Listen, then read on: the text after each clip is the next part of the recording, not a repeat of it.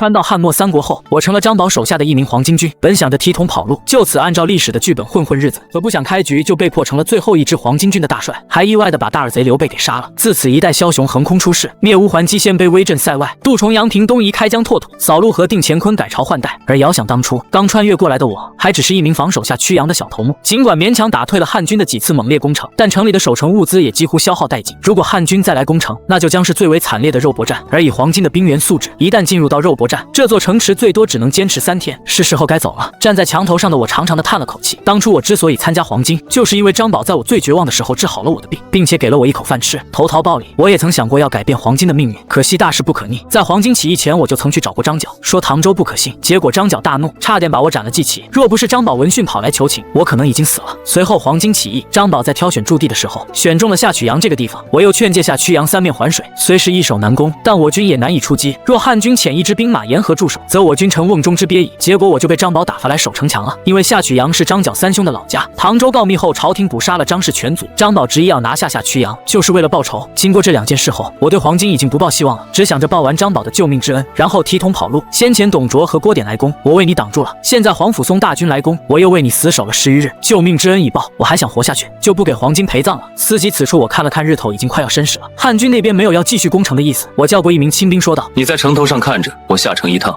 若汉军有所异动，即刻来报。”诺。亲兵应道。我走下城头，骑上自己的马，熟练的来到一间小院前，敲响院门。院门打开，一位大约27、8岁的女子出现在我眼前。女子名叫刘华，河间人。据她自己所说，是个氏族家的女子，但天有不测风云，2年前的那场瘟疫夺去了她夫君的性命。今年年初，刘华带着2个儿子回家省亲，不曾想遇到了山贼。她因长相还算不错，侥幸留了一命，但她的2个儿子全部被杀了。这时恰巧我路过，出手救下了她，自此便将她带在身边，养在这座小院里。将军回来了，可有受伤？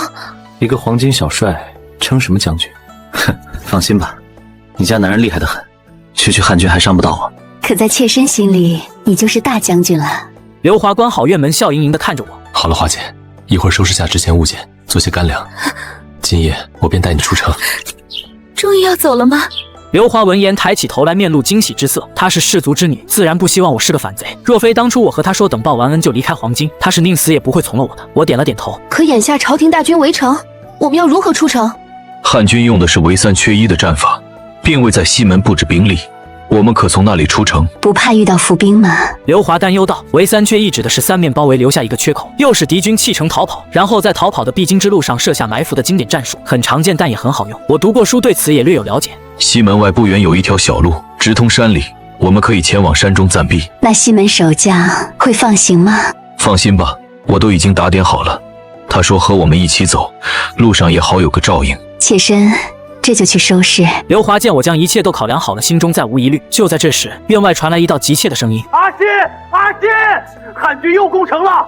我心中一惊，不对，我麾下的士卒不会叫我阿信，会叫我阿信的只有张宝身边的那些亲兵。难道是我准备跑路的消息泄露了？我的大脑高速运转起来。这次的逃跑计划，我一共找了10个人一起，毕竟如今兵荒马乱，若是独自一人带着刘华上路，风险极高。出于谨慎，我找的这些人都是经过长期观察，对太平道没有那么忠诚，或者干脆就是想趁着黄巾起义浑水摸鱼的人。按理说没有出卖我的理由。院外的喊声越来越大，还伴随着急促的敲门声。既有人寻，快去看看吧。刘华小声说道。我看向刘华，发现他的脸上同样挂满了担忧。等我回来。我上前打开院门，门外是一名叫陈继的青年，他是张宝的一名亲兵。我左右看了看，发现只有陈继一个人，心中这才略微松了口气。何事？我问道。陈继抱拳道：“地公将军召你前去议事，张宝找我议事。”我心中有些疑惑，自从张宝把我打发来守城墙以后，就再也没找过我，怎么这个时候想起我来了？你可知公将军找我何事？我面露疑惑，我一个亲兵而已，哪里会知道这个？陈继笑了笑：“地公将军催得很急，你快随我去吧。”我回屋和刘华交代了一番，这才跟着陈继来到了县衙正堂。此时堂内除了张宝以外，还有5个人在。这5个人中，我认识3个，都是城内黄巾的守将，他们也各自在史书上留下过自己的名字：张牛角、吴才和李乐。至于剩下的那2个人，我没有见过，一个是身穿铠甲的彪壮中年大汉，另一人则是个看上去不到10岁的小女孩，生得粉雕玉琢，甚是可爱。小女孩坐在张宝身边，怯生生地看着我，怎么还有小孩子在？我按下心中疑惑，上前对张宝行了一个衣礼：“属下见过地公将军，阿星来了。”张宝微微一笑，然后指着那名长须壮汉道：“来，我给你介绍一下，此乃左豹，原是我大兄麾下的渠帅，有万夫不当之勇。”说完，张宝又指着我对左豹说道：“此乃我麾下的小帅张欣，见过左帅。我对左豹行了一礼，左豹回了一礼，同时有些好奇地看着我。地宫将军怎么叫了个娃娃过来？接着张宝又指着小女孩说道：“此乃我大兄之女，唤作张宁，张角的女儿。”我有些好奇地看向张宁，张角的这个女儿在正史上没有记载，不过野史上倒是有。新见过小姐。我又行了一礼。您见过张帅？张宁有些拘束地回了一礼。见礼完毕，张宝让我入座。今日汉军攻城，你所镇守的南门如何？尚好。张宝点了点头，又道：“你身为南门守将，对城中的情形当一清二楚。如今我军困守孤城，外无援兵，内无战役，你可有退汉军之策乎？”无有。我摇头。左帅、张帅皆是久经战阵之人，将军何不问问他们？一旁的左豹叹了口气道：“实不相瞒，张帅来之前，我等便已商议过了，实在是没有良策呀。”我闻言低头不语。我若是有退汉军的办法，就不急着跑路了。城外的汉军共有3万多人，全是精锐，主将是汉末3名将之一的黄甫松，还有李榷、郭汜、牛辅、徐荣这些大将。而城里的黄巾虽说是数万大军，但除去老弱病残，实际的能战之人最多只有万余，还都是没怎么训练过的民兵，就连将领也只有堂内这几个史书上的小杂鱼。怎么打？褒姒好不好？堂中一时沉默，片刻，张宝叹了口气道：“阿兴，当初你言唐州会反叛，我与大兄不幸，后果真如此。唐州告密，朝廷猝然发难，捕杀我张氏族人，不仅让我张氏就此绝嗣，更逼得我军仓促起兵准备不周，以致有今日汉军围城。”张宝自嘲一笑，后你又与我言，下曲阳3面环水，敌军南进，我军南出，大军不宜驻扎在此，又被你言中。那郭典只带3000兵马沿河驻守，便让我城内数万大军难以出击，只能眼睁睁地看着广宗告破，3弟战死，甚至就连早已逝去多时的大兄，还要被那黄甫松剖棺戮尸。现在想来，若当初听你良言，我军必不至此。张宝站起身来，走到我面前，看着我：“阿兴，你曾2次开口，2次言中，我知你素有志计，眼下正值危急之际，能否为我军私得一条良策？广宗告破，数万人被黄甫松逼得投河而死，若下取阳城破，届时城中百姓恐无一幸免。若你能有良策，满城百姓感激不尽。”张宝说完，竟是对着我深深一揖：“将军！”左豹、张牛角等4将惊呼道：“将军不可如此！”我也被张宝的行为吓了一跳，连忙起身避开。我虽然对黄巾已经死心，但无论怎么说，张宝也救了我2次，并且对我还算不错。虽说张宝打发我去守城墙，可却并未打压我，反而屡屡给我升官，让我仅用了几个月的时间，就从一个外放的亲兵升到小帅，主管南门防御。这一礼是万万不能受的。阿兴，张牛角也站了起来，指着我说道：“昔年地宫将军救了你2次，如今又以大礼相求，还不速速献上良策来？莫非你要做那忘恩负义之徒不成？”我扶起张宝，冷笑道：“张帅嘴里说的倒是轻巧，若退兵之策如此好的，你还来问我做什么？”面对张牛角的道德绑架，我可不惯着他，直接对了回去。你张牛角大怒：“我什么我？”我冷哼一声，不再理他，对着张宝说道：“将军，退汉军之策，心确实无有，但若是保将军性命无虞，心倒是有一策。我早就想好了，原本打算等跑路的时候再留给张宝，这样也算彻底还清了张宝的恩情。但眼下这种情况，只能提前说出来，只是保我性命无虞。”张宝闻言面露失望之色。我想了想，又道：“亦可保全部分黄金。”张宝眼前一亮，急忙道：“是何良策？速速道来。若果真如你所言，我给你送一份大礼。”我缓缓说道：“突围，你这是什么狗屁计策？”张牛角闻言嚷嚷道：“当初郭典只3000兵马，便能让我军动弹不得，现在城外全是汉军，如何突围？张帅稍安勿躁。”左豹出言道：“不如听听小张帅如何说。”我对左豹露出一个笑容：“西门没有汉军，我军可从西门突围。”西门，张牛角打断道：“兵法有云，为师必却，汉军独留西门不围，便是傻子都知道有埋伏。怎的？你嫌待在城中死得太慢？你让阿兴说完。”张宝没好气地瞪了张牛角一眼：“你再出言，便给我滚出去！”张牛角闻言讪讪一笑：“哟，原来张帅还知道兵法。”我阴阳道：“既然张帅知道为师必却，那想必已经胸有成竹了，不如将你的高见说出来，也好让新学习一下。”张牛角闻言大怒，但思及张宝刚才的话，又不敢开口，一张黑脸憋得通红：“好好说话！”张宝轻声呵斥道：“诺！”我继续说道：“新估算过城外汉军的兵力，南门约有汉军15000人，东门万余人，北门5000，汉军的总兵力不到4万，再加上这段时间战死，因此能派往西门的伏兵至多只有3000。我军可遣1员大将进领城中兵马自西门而出，汉军见我军兵多，必从南北2门调兵增援，如此北门空虚，将军可趁此时机领一部精锐从北门突围。”堂中众人细细思之，都觉得张欣这条计策可行。汉军的伏兵肯定不会太多，毕竟总兵力就摆在那里，况且在大多数情况下，伏兵的作用并不是就地歼灭敌人，而是阻拦敌人的去路，等待援兵夹击。伏兵若是派得多了，攻城的汉军就无法给城内黄巾制造足够的压力，没有压力，黄巾自然就不会想着逃跑，所以只要黄巾主力进出，汉军就一定会调主力增援，试图一网打尽。一旦汉军主力出击，北门的汉军大营必定空虚，此时再有一支精锐从城中杀出，突围成功的可能性很大，毕竟从来都是偏师掩护主力，谁又能想到黄巾这次是主力掩护偏师突围呢？阿兴此策甚好，只是我还有一事不明。张宝满意的点点头问道：“我突围之后，西门的那些兵马当如何撤离？”我摇摇头：“新先前说过，此策只可保全部分黄巾。你是说？”堂中众人不由倒吸一口凉气。我的意思很明显，去西门的那些黄巾都是弃子，敦伦如母。张牛角一拍桌子站了起来，指着我骂道：“张欣小儿，你是想用城中数万百姓的命来换你一条生路吗？张帅若有良策，尽可说来。”我冷冷道：“我年幼无知，想不到什么好计策。”张牛角不知道的，我确实知道。历史上黄甫松在攻破下曲阳后，将广宗、下曲阳2县的百姓全都杀了，10余万尸体被铸成金棺。关，堆在我现在镇守的那，保下一支黄金，给太平道留下一颗种子，这已经是我能做到的极限了。想把城内数万百姓在汉军的包围中全撤出去，想屁吃呢？反正我是做不到。哇呀呀！张牛角气得浑身发抖，一脚踢开面前的桌案。狗贼，看打！住手！张宝大声喝道：“放肆！将军！”张牛角咬牙看着我，眼中似要冒出火来。退下！张宝怒道：“滚出去！”张牛角握拳狠狠剜了我一眼，跺着脚出去了。待张牛角离开，张宝沉默了许久，艰难地开口道：“阿星，除此之外，你可还有良策？”心时无策了，我轻声道：“将军调度全城，城中形势到底如何？将军应当比我清楚。广宗城破之后如何？将军也应当比我清楚。望将军早下决断。”张宝眉目纠结，看向堂中其余三将，尔等以为如何？小张帅所言，却是眼下最好之策了。左豹面露悲戚之色，某自广宗突围而来，最是知道汉军残暴，汉军若是破城，必屠百姓，我军与其困守孤城坐以待毙，倒不如从小张帅之言，这样至少还能保存一支黄金。胡才，你觉得呢？张宝看向胡才，属下以为左帅之言有理。胡才表态道：“是啊，是啊。”李乐也表态道：“这么说，你们都认同阿星所言了？”三人对视一眼，抱拳道：“请将军明断。”张宝似是下定了决心，看向我：“我军突围以后当如何？你可有思量？”全军向北，取渔阳以自守。我答道：“渔阳地处边塞，自古以来便是苦寒之地，如今时节已经大雪，汉军又多是男人，不耐严寒。若我军退至渔阳，汉军就算要追，亦要等到明年开春，冰雪消融之际。”张宝又问：“若论严寒，待上古二郡亦然，又有太行天险可以据守，为何不取此二郡？二郡北临草原，南临太行，人口稀少，不利我军以后。”这2年我随张宝游历过不少地方，因为知道黄巾要起义，所以我对各郡的人口、经济等方面都做过了解。这2郡的人口加起来都不到渔阳郡的一半，更别提北边还有鲜卑人。东汉朝廷庸弱，鲜卑年年寇边，若是黄巾取这2郡作为根据地，都不用大汉朝廷出手，光是鲜卑人就够黄巾喝一壶的了。张宝再问：“若来年汉军再来，渔阳无险可守，我军如何当之？”来年汉军未必会再来了。我神秘一笑：“此言何意？”张宝面露疑惑之色。西凉，我缓缓说道。西凉，张宝一愣，他们人在河北，关凉州什么事？我继续说道：“自本朝立国起，羌人便不断叛乱，如今我等起事虽然失败，但汉廷亦是元气大伤，羌人必定趁机反叛。若羌人趁此时机入寇关中，汉廷必调黄甫松大军平叛，届时我军可在渔阳秣马厉兵，向东攻取辽东4郡，以为根本，北上渔阳，向东吞并辽东4郡，继而虎视幽州，是我这几个月想出来的黄巾唯一可行的战略了。别的地方根本无路可走。至于羌人会不会乱，我一点都不担心，史书上写着呢，过2天北宫夺玉就会联合边章，还有韩遂这个3国第一反骨仔造反了，只要拖到明年3月，10万羌人杀入关中，你看大汉朝廷慌不慌？”张宝细细思之，觉得我所言甚是有理，羌人哪年不得反他个2、3次的？但他还是有点不放心，又问道：“若是羌人不反，亦或是汉军不退，又当如何？”若果真如此，我沉吟道：“我军亦可退入太行，以待天时。”我的意思很明确，先撤到渔阳再说。如果汉军不追，那万事好说；如果真的紧追不舍，那就进山打游击去。无论是什么情形，总比在这里坐以待毙来的强。尔等以为如何？张宝看向3人，小张帅此策进可攻，退可守。左豹点头道：“甚好，属下以为可行。”胡才赞同道：“是啊，是啊。”李乐也表态：“既如此。”张宝沉吟了一会，喊道：“来人，去把张牛角叫回来。”片刻，张牛角气呼呼地走了回来，瞪了我一眼，一言不发地坐回了自己的位子上。张宝环顾堂中众人，开口道：“张牛角、左豹、胡才、李乐、末将在。”4将起身抱拳。张宝缓缓说道：“我军突围须有一将领兵从西门出，吸引汉军。”张宝缓缓说道。众人闻言心中一凛，他们都知道这领兵之将几乎是必死的。我松了口气，张宝没叫我，看来这事应该和我没什么关系，这领兵之将就由我来吧。张宝继续说道：“我死之后，尔等必以心为帅，日后须得遵他号令，不得有误。”什么？张宝的话让众人一惊，将军怎可如此？这下我坐不住了，忙站起身来。对于张宝，我心里还是有感情的。我之所以选择跑路，并不是对张宝本人有什么不满，而是对黄巾的未来不抱希望，所以我才处心积虑地想出这样一条计策，来保张宝一命，并且还能让黄巾有所发展。现在张宝不跑了，这不是抛了媚眼给瞎子看吗？将军不可！左豹急声道：“末将受大贤良士厚恩，是以死报。吸引汉军之事，便由末将去吧。乃翁还在这呢，轮得到你来领兵。”张牛角斜了左豹一眼，抱拳道：“还是末将来吧，黄巾不能没有地公将军啊！”“是啊，是啊。”胡才、李乐也连忙表态：“我意已决，不必多言。”张宝断然道：“我一个绝了嗣的老朽，纵然能再苟活几日，又有何用？再者说了，汉廷定我为贼囚，岂能容我在渔阳逍遥快活？便是真如阿星所言，来年羌人叛乱，汉军不得不退兵，待平定羌乱后，汉军也必会再来。我死，尔等尚可在渔阳静待天时；我若不死，尔等永无宁日。”众人闻言默然。是啊，张宝是首恶，他若不死，朝廷绝对不会善罢甘休。若是张宝死了，区区一支溃军，朝廷就不会太过在意了。时至今日，大汉朝西处烽火不断，别说他们占据一个渔阳郡，便是鲜卑、匈奴、乌桓、羌人等外族侵占了那么多边郡，几时又见朝廷发兵征讨了？将军，我还想再劝，却被张宝一把拽住胳膊，拉到主位旁：“阿星，来坐。”我挣脱开来，抱拳说道：“将军还是另选领兵之人吧，你不愿做这大帅之位？”张宝问道：“属下不愿。”我摇摇头，新年幼无知，担不得如此重任，请将军三思，请将军三思。其余人亦是如此说道。阿星，你能否听我一言？张宝微微一笑：“我不听。”我疯狂摇头，开玩笑，这黄巾大帅有什么好当的？按照刘华说的，去他乡乡里先做个百十里，等到灵帝驾崩，天下大乱，再跟着曹操混不香吗？只需要按照历史的剧本走，我混的就绝对差不了。哦对，到时候还得找个机会把司马懿那个老乌龟给干掉，省得他的后代又搞什么五胡乱华。阿星，我立你为帅，并非是想让你颠覆大汉。张宝叹了口气道：自起事以来，我算是看明白了，汉庭虽几腐朽，然气数未尽，以黄巾之力，实在是力不得皇天。我只是想让你为黄巾保留最后一丝元气，日后你可根据形势立皇天也好，亦或是向朝廷投降也罢，都随你。还是请将军自行领军突围吧。我摇摇头，将军年富力强，子嗣之事，日后再娶女子便是，何以言死？我今年50夕了。张宝摘下黄巾，指着花白的头发说道：纵使我还能再有子嗣，待到我死之时，他又能长多大？说着，张宝突然拔出腰间佩刀，架在自己的脖子上。你若是不肯答应，我即刻自刎堂上。将军不可如此！众人急忙出声。二叔，一旁的张宁也跑了过来，一把抱住张宝大腿。众人意识他听不懂，但张宝拔刀自刎，他还是能明白什么意思的。我一脸懵逼，不是，我就过来开个会儿己，摸完这最后一次鱼就准备闪人了，怎么突然拿刀逼着我当大帅？而且你张宝之前不是不待见我，还把我赶去守城墙了吗？张熙，既然将军都如此说了，你就莫要再推辞了。张牛角大声道：难道你真要逼死将军不成？小张帅，左豹也急道：事己至此，你便应了将军吧。胡才李乐跟进劝道：对啊对啊。我沉默了一会儿，问道：将军何以如此看重于我？张宝道：黄金虽重，却无甚智谋之事，唯有你足智多谋，可堪托付。既如此，我深吸一口气，还请将军放下刀来，心应了便是。算了算了，大不了就学那张燕，占个山头等人招安得了。反正张宝也说过了，以后是继续造反也好，还是投降也罢，都随我去。眼下这种情况，若是不答应，怕是都下不来台。不过张牛角要是跟我走了，以后是不是就没有张燕了？应了。张宝看着我，我点点头，随后迟疑道：只是新年少得薄，恐不能服众。说完，我还特意看了张牛角一眼。胡才李乐和他同是小帅，且二人为人敦厚，掌控他们并不难。左豹虽然不熟，但从刚才的接触来看，这人应该也是比较好相处的。唯有张牛角这个老登，平时最喜欢欺负我。无妨。张宝放下刀，微微一笑：你还记得我先前所说，若是你有良策，我便送你一份大礼吗？此心分内之事不敢受礼。我说道：不，这个礼你必须受。张宝仔细地打量着我，见我剑眉星目，唇红齿白，身形又结实匀称，满意的点了点头。阿星，你要老婆不要？我瞬间愣住了。张宝将张宁拉过来说道：我这侄女相貌生得还算不错，便许给你为妻吧。如此你便是大贤良师之婿了，他们自然无有不服。我闻言一愣，这小屁还给我干嘛？有刘华香吗？小姐今年才多大啊？我讷讷道：再说了，心急有，我又没让你现在就娶。张宝打断道：你家的那个女子我知道，大了你10余岁，做妾倒是可以，难不成你还想娶她为妻？我看了张宁一眼，古人对容貌的看重丝毫不亚于现代人，一个人若是长得不好看，是很难得到他人认可的。就比如曹操在会见匈奴使者的时候，觉得自己长得太矮不够威武，于是让崔琰假扮成他。他宠爱曹植，也有曹植长得很好看的缘故。张角能在10余年间聚众数十万，长相肯定差不了。张宁身为他的女儿，相貌自然是没得说的，不知小姐是否愿意？我问道。多娶一个女人，我倒是不介意，毕竟好不容易穿越了，若是不能三妻西妾，岂不是白来一趟？这点我就很看不起有些穿越者，明明心里痒得不行，还非得装出一副纯爱战神的模样，想方设法的让老婆求他那妾。父母之命，媒妁之言，如今我大兄亡故，我便如同他父，又岂有不愿之理？张宝将张宁放了下来，说道：宁儿来，见过你的夫君。宁见过夫君。小张宁乖巧道：我差点没背过气去，小萝莉到底懂不懂夫君是啥意思啊？这可太行了，成婚之前你还是……我想了想，一时想不到合适的称呼，就先叫我兄长吧。张宁看向张宝，张宝点点头，日后他便是你夫君，你需听他的话。兄长。张宁甜甜的唤了一声：好妹子。我摸了摸他的头，我等为地公将军贺，为小姐贺，为小张帅贺。西将纷纷笑道：还叫小张帅？张宝瞪了众将一眼，再次将我拉到了主位旁。这一次我没有拒绝，顺势坐了下来。西将对视一眼，起身离席。单膝下跪道：我等见过大帅，这一拜算是确定了主从关系。我深吸一口气，缓缓道：都起来吧。谢大帅。西将起身，大帅之位己定，我无虑。张宝对我笑道：突围之事，便由大帅发号施令吧。全城上下包括我在内，都任由大帅差遣。我闭上眼睛，脑中高速运转。堂中众人见我如此，不敢出声打扰。约莫过了1炷香的时间，我缓缓睁开眼睛。张牛角，末将在，朕拟领本部精锐1000，于今夜丑时前将城中所有工匠带到北门集结，今夜就走。张牛角闻言一愣：阿星这是不是急了点？请张帅称大帅。我沉声道：是大帅。张牛角面色一凛：城中几无守城物资，突围之事已早不宜迟。我想了想，还是解释了一下：若再过2日，城中伤亡激增，恐怕就走不了了。末将明白了。张牛角抱拳道：末将领命。我点点头。胡才，末将在，朕拟领本部精锐1000，多担木材以备渡河，丑时前于北门集结。领命。李乐。末将在，朕拟领本部精锐1000，护送诸位渠帅家眷，丑时前于北门集结。领命。左豹。末将在。我看向他问道：你麾下可有兵马？左豹的面色有些尴尬。末将护着小姐自广宗突围而来，麾下士卒几乎都战死了，现在只有不到100人。既如此，我从怀中掏出兵符递给他：你持我兵符至南门，调我麾下2000精锐于城中集结，多带些引火之物。左豹接过兵符，抱拳道：领命。我又看向张宝，其余兵马便劳将军统帅，丑时前务必在西门集结完毕，便交给我吧。张宝见我调动有度，满意的点点头。阿星，如今你既与我侄女定亲，又做了这大帅之位，我便舔居长辈给你取个字吧。字又称表字，一般是在古代男女成年后不便守护其名，因此会取一个和本名意思相关的别名作为称呼。通常来说，男子要在20岁岁冠礼之后才会取字。我穿越来的时候是17岁，如今过去2年，也只有16岁而已，没有表字。可如今我几是黄金大帅，需要独当一面，再没有表字就显得很不合适了。全凭将军做主。我起身行了一礼，还叫将军。张宝脸上故意露出不悦的神色，我挠挠头，二叔。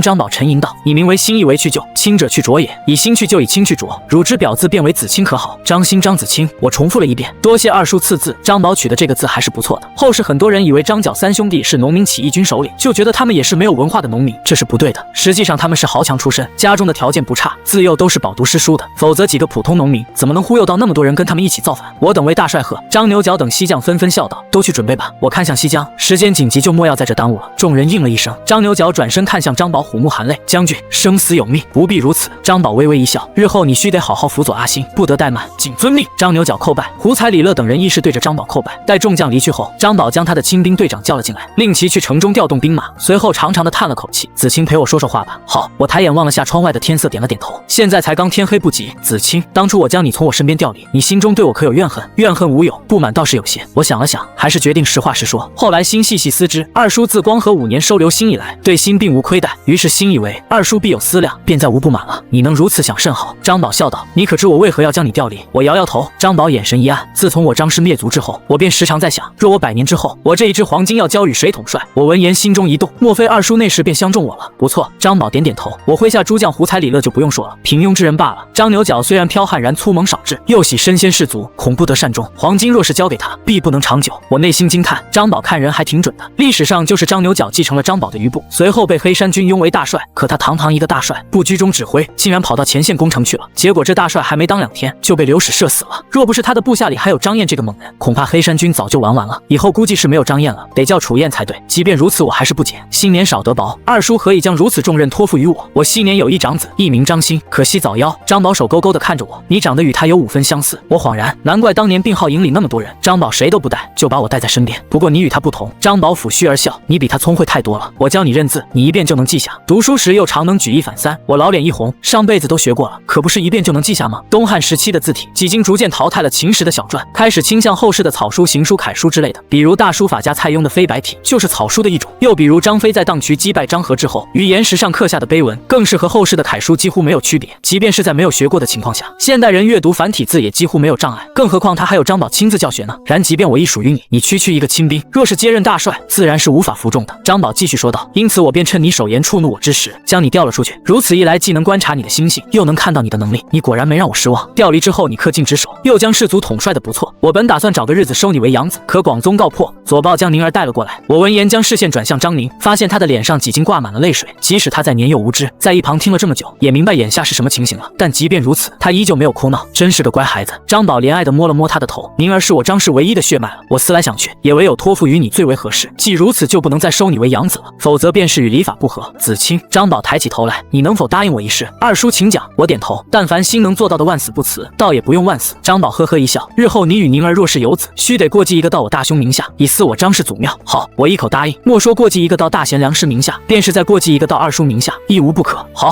张宝将张宁放到我怀里，既如此，你便带着宁儿去吧，去做你该做的事。诺。我伸手轻轻抚去张宁脸上的泪水，抱起他转身离开。行不数步，我眼中便起了一层薄雾。自穿越以来，父母要吃我，流民打我，官府不管我，是张宝将我从那个阿扎不堪的病号营里拉了出来，不仅供我吃穿，还教我读书习武。若说这乱世是一道无边的黑暗，那张宝于我而言便是那道唯一的光。我曾对张宝感到不满，但我怎么也没想到，张宝打发我去守城墙，竟是存了培养我作为接班人的心思。二叔保重。我转身将张宁放下，跪下重重地磕了3个响头。张宁也忍不住了，亦是哭着下拜叩首。起来，都起来吧。张宝扶起我，2人对张宁叮嘱道：宁儿切记，日后须听你兄长的话，不得任性。宁知晓了。张宁气道：去吧，都去吧。张宝挥挥手，眼神中充满了疲惫。我再拜叩首，离开正堂。待我们走后，张宝将头埋进膝盖中，身躯微微颤抖。片刻，张宝抬起头来，擦了擦脸，把黄金系好，带着亲兵往城中去了。我面色悲戚地走出县衙，迎面一股冷风吹来，打了一个寒战，瞬间冷静下来。这脑子一冷静下来，事情好像就有点不对劲了。我不是来摸鱼的吗？怎么就成大帅了？我回想着刚才的种种细节，心中愈发笃定起来。今天堂上的这一幕，恐怕从张宁来到下曲阳的那一天起，张宝就开始密谋了。我就多余长了这张嘴。内心吐槽过后，我看向怀中的张宁，又犯起愁来。这回去该怎么和刘华解释呢？总不能说华姐，你看我厉害不？出去一趟，不仅从反贼变成了反贼头子，还给你带了个小姐妹回来，你开不开心？哦，对了，按照规矩，以后她是正妻，你是妾，记得喊人家主母哦。刘华应该不会撕了我，但大概率不会再让我上床了。我一路走着，不知不觉便回到了家门口。我伸手想要敲门，却又缩了回来。如此反复几次，惹得张宁不由好奇道：“兄长，你这是作甚？”我吓了一跳，慌忙将食指竖在嘴唇上。嘘，是将军回来了吗？在我走后，刘华收拾好东西，便在院内等待。此时听到声音，快步走了过来，打开院门，我看到刘华面色一僵。将军既到门口，为何不进门？刘华疑惑道。随即看见了我怀中的张宁，眼睛一亮，这小女娃生得真好看，是哪里来的？算了，死就死吧。我深吸一口气，快步走进卧室，将张宁放在床上坐好。你且在此稍待片刻。张宁点点头。我回到院中，将刘华拉到一旁。刘华面色疑惑，华姐是有变。我低声将情况说了一遍。你说什么？刘华拔高了声音，你不是曾与妾说小声点？我忙拉住刘华，先前你做黄金那是胁从，只要走了朝廷就不会追究的。刘华也不是不懂事的小姑娘，低声急道，现如今你要做什么黄金大帅，那就是贼囚是死罪，你懂吗？我懂。我无奈道，可将军都以自刎相逼了，我实在是不得不当这个大帅啊。刘华闻言沉默。汉代民风一字春秋，人皆亲死上义，在汉朝一个人违法犯罪可以，但只要你做的事是符合道义的，哪怕是杀人的重罪都可以赦免。相反，若是你的行为不合道义，即便合法合规，也会被人喷得从此抬不起头来。就比如说典韦，早年因为听说朋友和人有仇，就独自一人把朋友的仇人和妻子都杀了，然后逃亡。后来时任陈留太守的张邈听说了这件事以后，不仅没有追究典韦的杀人之罪，还把他征召到了军队当中。因为在当时的人看来，未有杀人这种行为就是义士，是妥妥的政治正确。再比如说唐周，他身为张角的弟子，却向朝廷告发了张角。虽然他举报的是谋反的大事，但却是实实在在的不忠不孝。从史书上的记载也可以看得出来，唐周告密后既没有受到朝廷的重用，也没有得到赏赐，而是默默地消失在了历史中。也不知道是躲起来隐姓埋名了，还是守节被朝廷杀了。如果我真的把张宝逼死，人们非但不会赞扬我不肯屈身是贼，反而会骂我忘恩负义。这种事一旦传出去，名声立马就臭大街。别说旁人，就连刘华也要第一个看不起我。既如此，刘华长叹了口气，你便带着你的妻走吧，我自留在这里，以待朝廷大军进城。我心中咯噔一声，都开始自称我了，看来这是真生气了。姐姐，你莫要再多言。刘华打断道，你救我一命，我已身是你我之间恩情两清，我堂堂河间刘氏之女，安能屈身是贼？你若是要强行带我走，那便杀了我吧。说完，刘华把头偏向一旁，不再理会我。华姐莫要生气，我好生哄道，地公将军认我为大帅，非是让我继续对抗朝廷，而是为保下一些黄金的性命。他说了，日后朝廷若是诏安，我可应之。刘华面露迟疑之色，我趁热打铁，眼下不是说这些的时候。汉军若是进城必屠百姓，届时几万杀红眼的兵卒冲将进来，谁又识得你是不是河间刘氏？刘华闻言浑身一颤，似是想到了汉军破城后的场面。古代的百姓其实很害怕军队，一支军纪不好的军队和盗匪几乎没什么区别，尤其刘华还是个颇有姿色的女子，若是遇上不守军纪的士卒，下场可想而知。我见状一把抓住刘华，快跟我走吧。刘华半推半就的跟着我回到卧室。张宁见二人回来，一双大眼睛好奇的看着我们。今夜就有劳华姐照看妹子了，我交代了一句，随后熟练的穿好铠甲，从床底拖出一个箱子来，打开箱子，里面静静躺着一副马具、高桥马鞍和双边马镫，这两样东西的重要性不必多言。我做了这么一副马具出来，为的就是有一天能增加自己逃生的几率。我到院中换好马具，让刘华抱着张宁坐在马上，自己则在前面牵马。刘华将双脚伸进马镫里，似是感觉到了什么，眼中露出惊奇之色，但一想到我己是黄金大帅，又冷哼一声，偏过头去。我没有再管他，而是快速找到了左豹和他的2000兵马。左豹看到我抱拳道，末将见过大帅。南门2000兵马几经集结。说完，左豹将兵符还给了我。我接过兵符，看向排列在街道上的黄金士卒，高声喊道，列队！黄金士卒齐刷刷的排好队，速度极快。这些士卒都是我用后世的军训之法训练过的，战斗力或许难说，但服从性是1等1的。左豹目瞪口呆的看着这宛如一体的2000士卒，不由自主的赞叹道，我知地公将军为何非要立大帅为帅了。我微微一笑，左豹，末将在。引火之物带了吗？带了。我点点头。你领500士卒伏于东门内，多布引火之物，若汉军前来取城，你便纵火烧之，随后不得恋战，速从西门出来与我会合。诺。左豹领命，带着500士卒去了。剩余的1500士卒齐刷刷的坐下，尔等在此稍待，我去便来。我交代完，领着一队亲兵赶到北门。北门处数十辆马车停在路中间，上面堆满了箱子，无数黄金士卒挤在两侧，口中不断骂骂咧咧。我皱眉，随手抓过一个士卒，去叫李乐过来，就说我找他。士卒见我骑在马上，一身铁甲，身后又有亲兵，不敢怠慢，应了声诺，便匆匆去了。少顷，李乐满头大汗了跑了过来，大帅这是怎么回事？我指着马车皱眉道，怎么还有这么多箱子？这些都是诸位渠帅和小帅家中的财物。我打断道，我等是突围，又不是出游，带这么多财物作甚？若是命没了，要再多钱又有何用？留几辆做人的马车就是了，其余的全部推到一边去。可若是其他渠帅问起来，李乐为难道。我沉声道，若有意见，让他们来找我。诺。李乐抱拳离去，很快马车便被推到了一旁，无序的士卒也在李乐的呼喝声中慢慢列好了队。我见状，将刘华和张宁交由李乐护送，又让人把张牛角和胡才叫了过来。过了约莫1炷香的时间，张牛角和胡才赶了过来。大帅有何吩咐？二人抱拳道，我看向张牛角，工匠可都带出来了，带了一共500余人。张牛角点头。我又问胡才，渡河的木料可准备好了？准备好了。只是胡才皱眉道，时间紧急，末将能找到的木料并不多，够扎多少木筏？